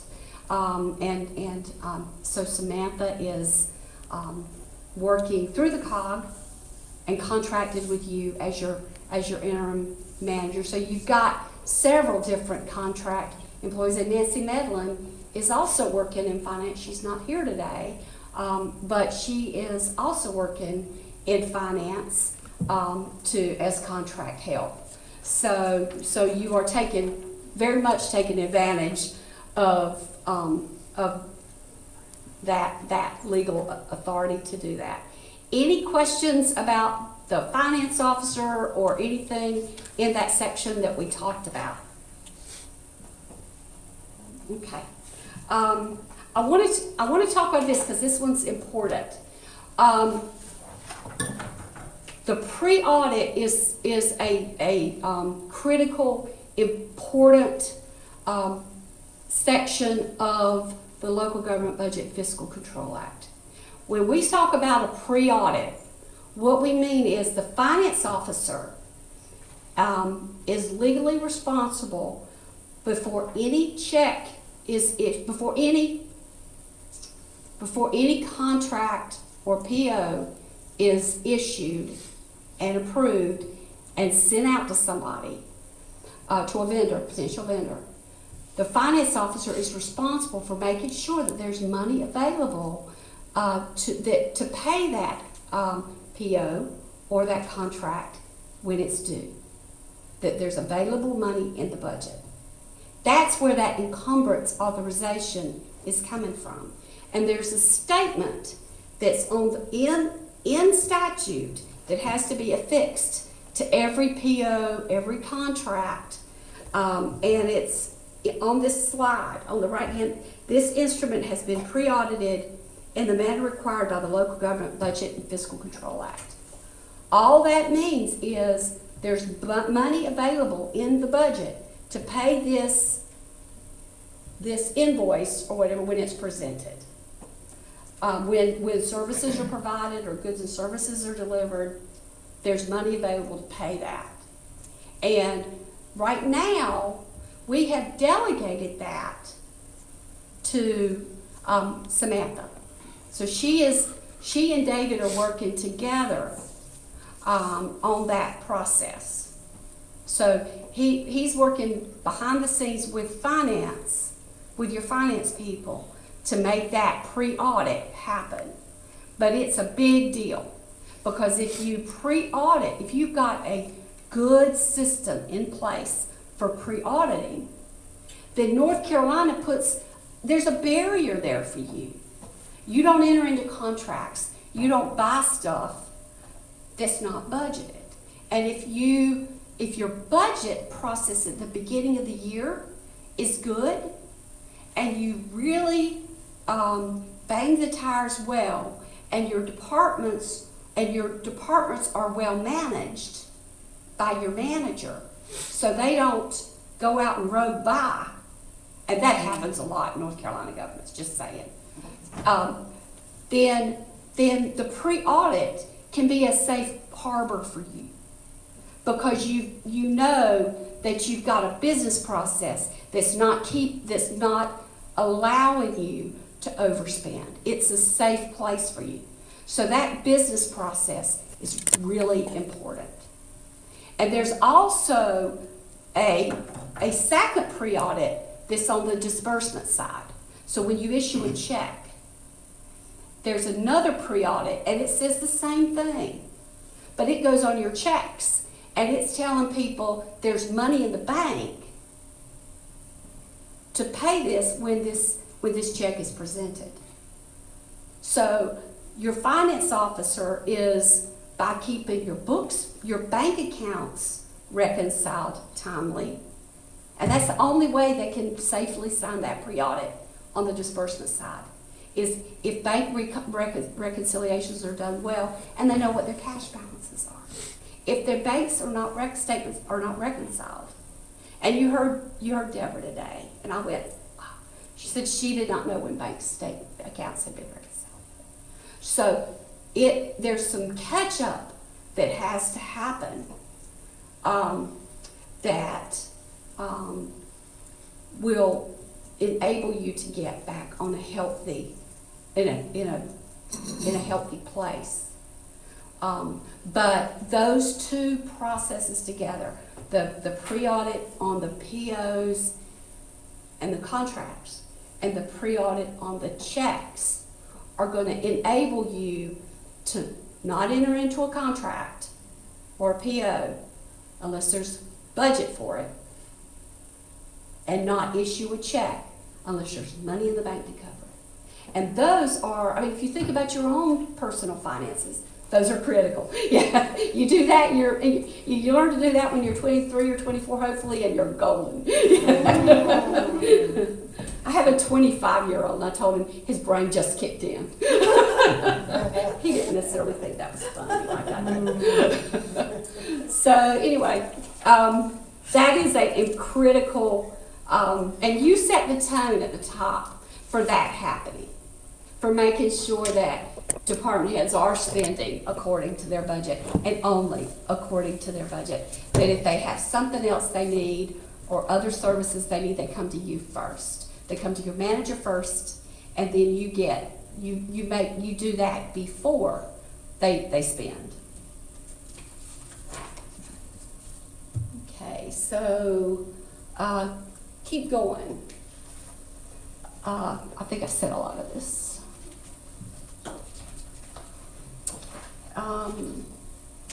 Okay, if there's no pre-audit process on a contract or purchase order, that whole agreement is void. There's no legal authority to pay.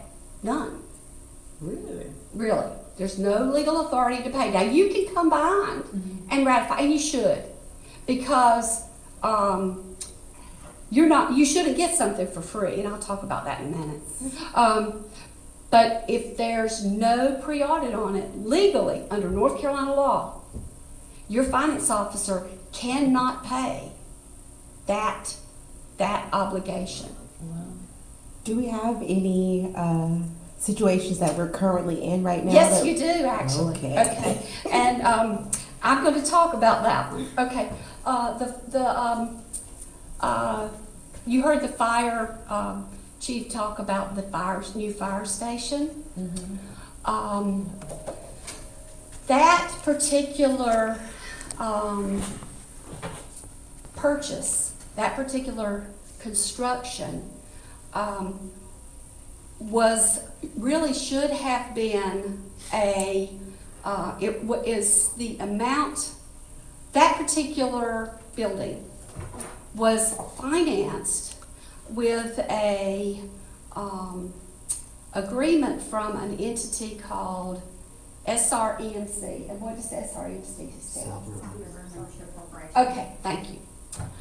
And there is not a contract with them that we can find. And the LGC should have approved that. That was a loan. They loaned you $1 million to build that fire station. And there's no LGC approval for that loan. So we have to, one of the things that we have to figure out is, and I don't have an answer right now, is how we can work with the town and with SREMC to make them whole and figure out how we can, because the town has a fire station that SREMC paid for. And we got to figure out how we can get a valid contract in place for that. And this is after the fact. So this is a decision that we'll be working on together with so that wasn't necessarily a pre-audit issue, but it is going to be a debt issue that we'll have to work with your town attorney on, having to figure out how we can move forward in a positive way. Obviously, the town should not be gifted $1 million from SREMC. So we'll have to figure out how to deal with that transaction going forward so that the town can appropriately pay for it when they can pay for it. Yeah, and so anyway, yeah. So those processes should have been done by our finance director and our manager, is that correct? The pre-audit is done by the finance officer, yes. The transaction that I was talking about with the debt approval and all that, that's a board, and I know that y'all did approve some of the transactions. I'm just not sure what part of the transactions were approved. I know that the LGC did not approve the debt. So we're going to have to figure out exactly how that played out, what happened, and how we can move the town forward to get that debt approved so you can pay it off over the 8 to 10 year period that SREMC intended you to pay it off. So we'll have to figure it out. So it's not that it wasn't approved by the board. We're just not sure exactly what the documents were that were approved. And we know that LGC did not approve the debt. So we got to figure that out. So there are some transactions that we don't know where they are in the process. And so we got to deal with that one. Okay. That one's out there. But we did get a bill, right? Didn't we make a debt obligation already or pay something? I think you paid a $1,000 fee. No, I thought in November there was a bill that came due for that loan. No? No? That was a $1,000 fee, but it was paid previously this fall. Yeah, that was the only thing that was due so far on the fire station was the $1,000 fee, and that did get paid timely. I thought that in November, after LGC took over the books, that it was due to debt obligations and Yes. That wasn't the loan with. No, that was a different loan. Okay. And that was a loan, I believe, that the town had previously taken out for, I think, fire trucks, perhaps.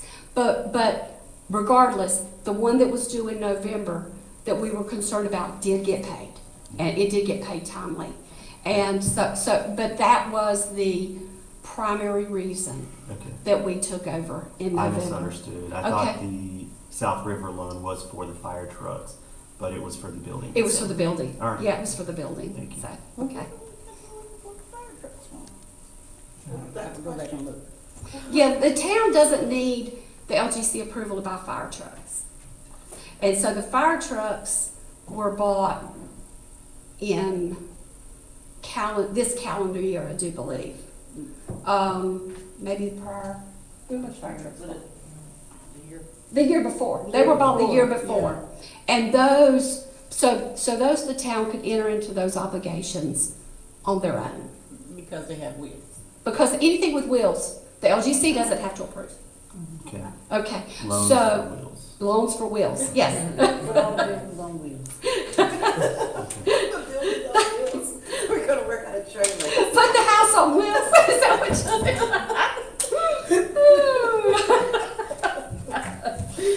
Oh, that, well, we, you know. That's funny. So there were some fire trucks that were bought. Two. Okay, 2 fire trucks that were bought. And we didn't have to approve that, but the firehouse, we had to approve that. And now, there is a dedicated funding stream because the Manchester tax money is dedicated for that district. Now, I think it's $163,000 Yeah, a year, right? a year. Yeah. They increased that. Yeah, it's $163,000 a year, and the county collects that for you and remits it to you. So that is for the operations of that firehouse, but also for the debt service. So there is a dedicated funding stream. We just need to get in the weeds and look and see how close that dedicated funding stream comes to covering the debt service and figure out what to do with the budget and any documents that need to be, and then we need to work with our debt management section to figure out how we can get you to approval of a debt item. And that's a next calendar year issue, because we just need to, because we don't want, I mean, South River, obviously, we need to figure out a way to make them whole, yeah. So, okay. Questions about pre-audit? Okay. The annual audit process, I told you, the last audit that the town had was the 2020 audit. And the fund balance was concerning. Probably gonna be a decrease in 2021. Don't know that for sure, but we expect that to be the case. Isn't that the truth? Okay. We expect that we've conjectured that 2021 will have, that you'll go into a deficit situation in your overall general fund. Maybe we'll be pleasantly surprised. We'll see. We don't know. We haven't started your 2021 audit. There's the auditor, your independent auditor. We do have an auditor for the town for 2021. It's Cherry Becker, and they are on board. Samantha and her team have been meeting with them. They are a good firm, good solid firm. I've got like 10 minutes. But they have not started field work yet. And they won't start field work until the state auditor is done. And don't know when you'll hear something from that. We'll all be working together on solutions and responses to the auditor report, I would imagine, whenever we get it. Obviously, I would think it would be an after Christmas thing. Who knows at this point? We just have to wait until we get more questions and then we get input from them. So that's all I know is wait right now. But we'll be getting more information, and then once based on that information, then the auditor your independent auditor will begin to work more closely with Samantha's team, and they'll finalize the 2021 and start doing field work for that year.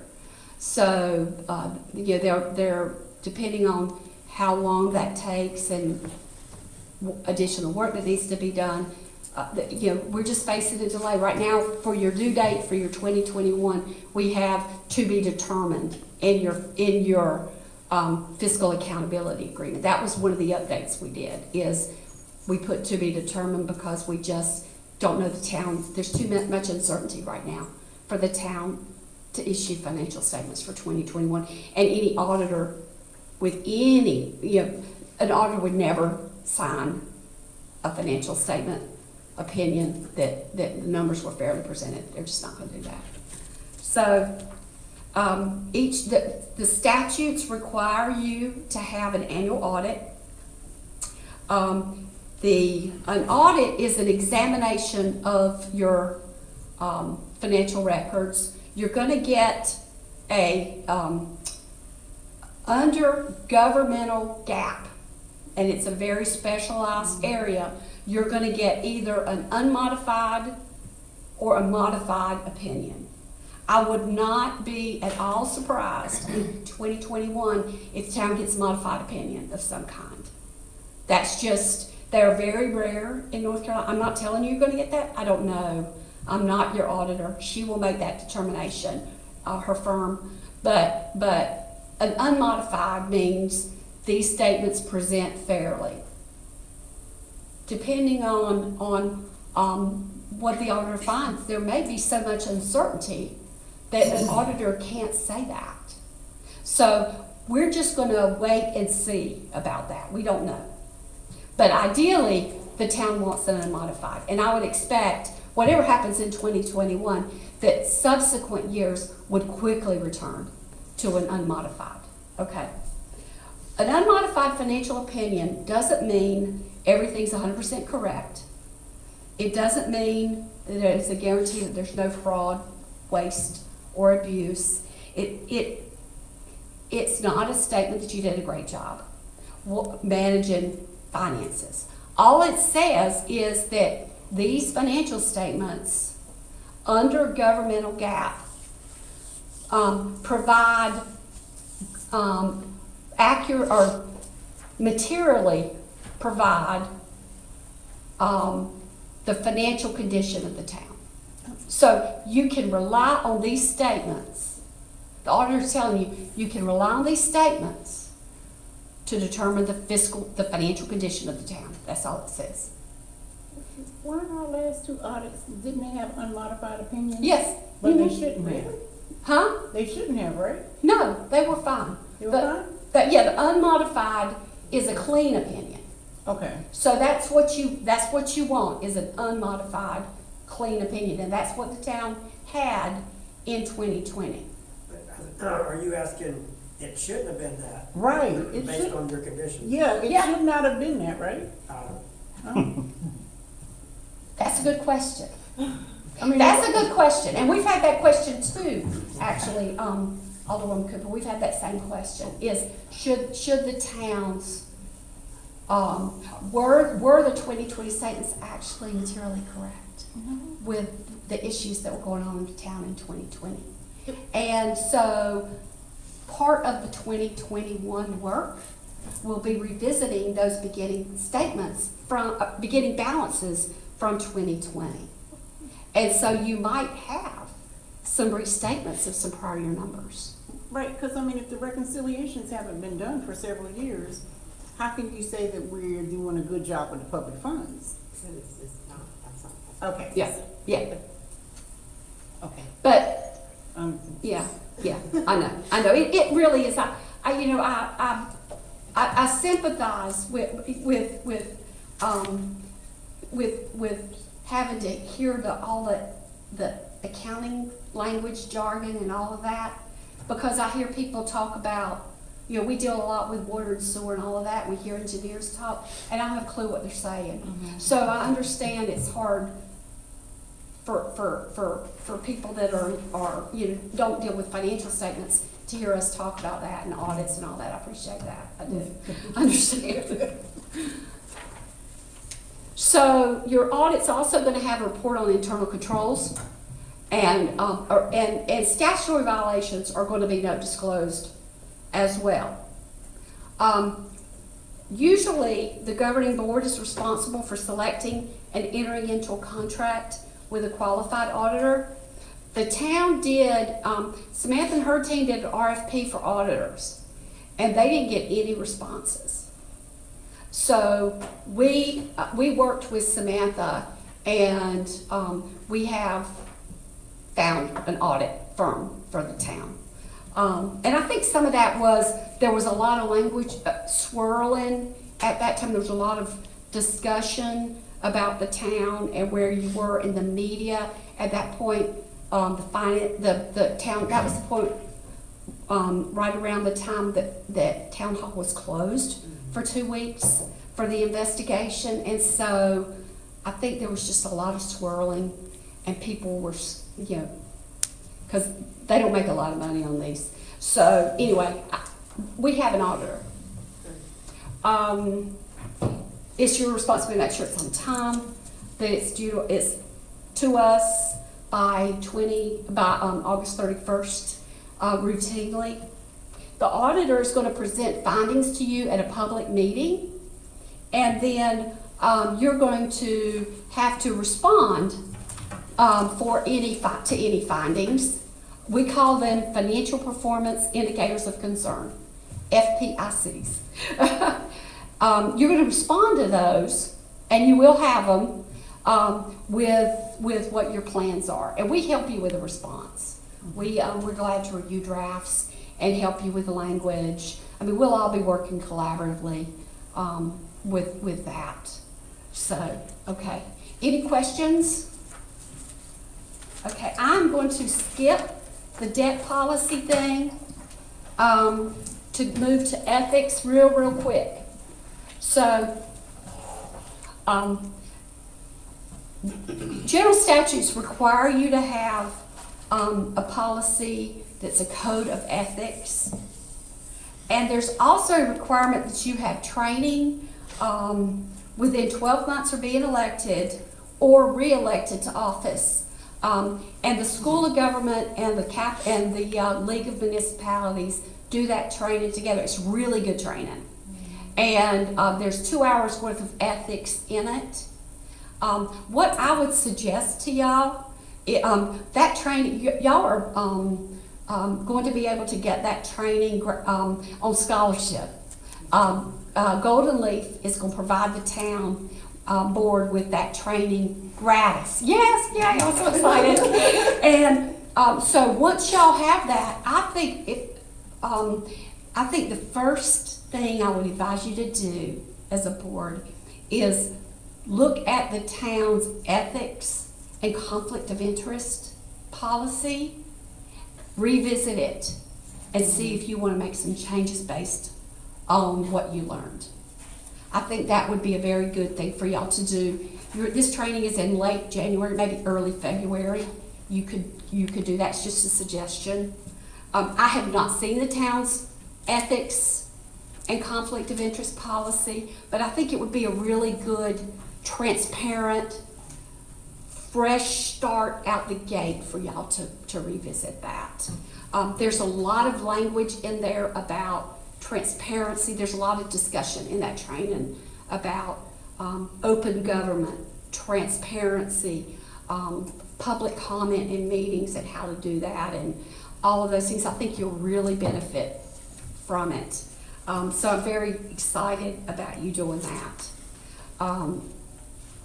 And I'm not going to have anything to say about ethics and conflict of interest that's not said many times over and much better by the attorneys at School of Government. But there is some slides in there if you're interested, and some links to some references to general statutes that will be helpful to you.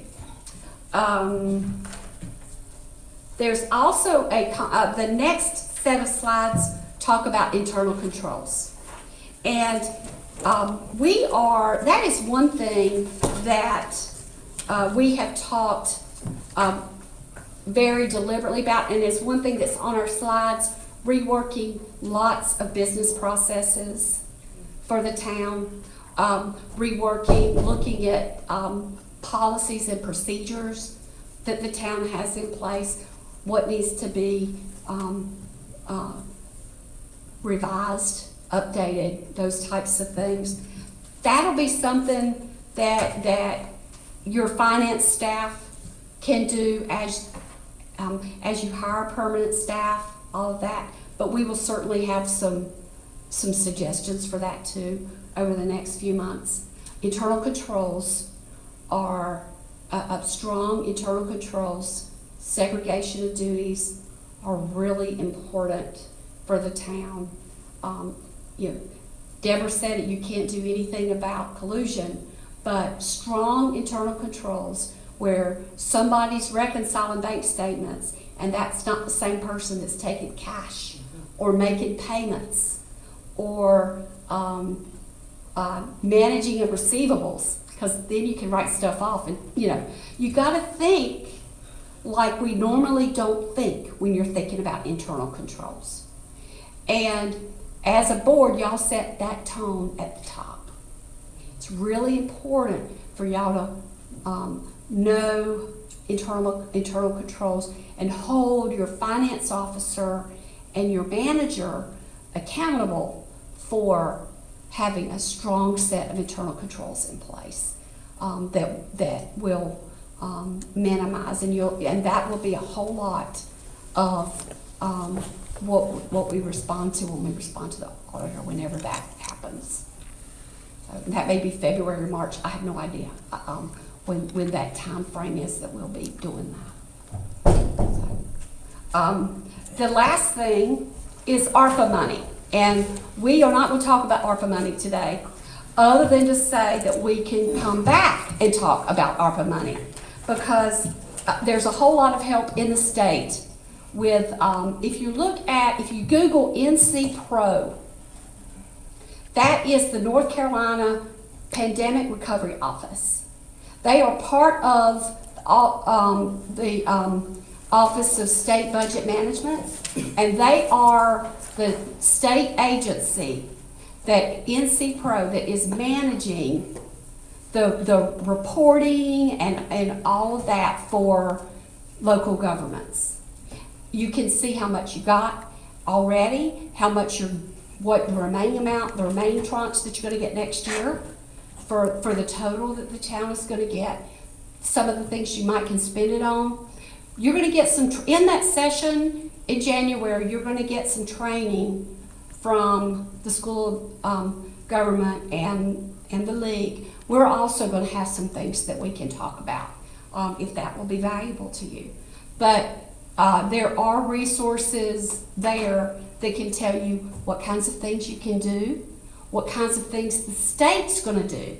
What we want you to do is see what the state's going to do and what kinds of things you can apply for, and then leverage your own money with uses that the state's not doing, so that you get the biggest bang for your own community. That's what you want to do. And there's tools out there, ways that other units have done capture community input and those sorts of things, so that you can see what you need to be able to inform your community what you can do, and then you need to, based on this, what kinds of things you want to capture their input. And they've done, lots of units have done lots of different things. They developed community committees, and they've reached out to businesses, but not just businesses, nonprofits. You can, if it's something the town can do, you can reach out to nonprofits and do it. You got to do it the right way. And there's government procurement, federal procurement requirements associated with this that you have to make sure you comply with. But there's some real money here that can really impact the community if you do it right. So anyway, but you'll get more training on that another day. because you've had a lot today. So, any questions? Because I'm out of time. Samantha's gonna kick me out. I don't think we have any questions. Okay. Thank you so much. That was very, very informative. Good. I'm I glad. can't wait to hear the rest. Okay.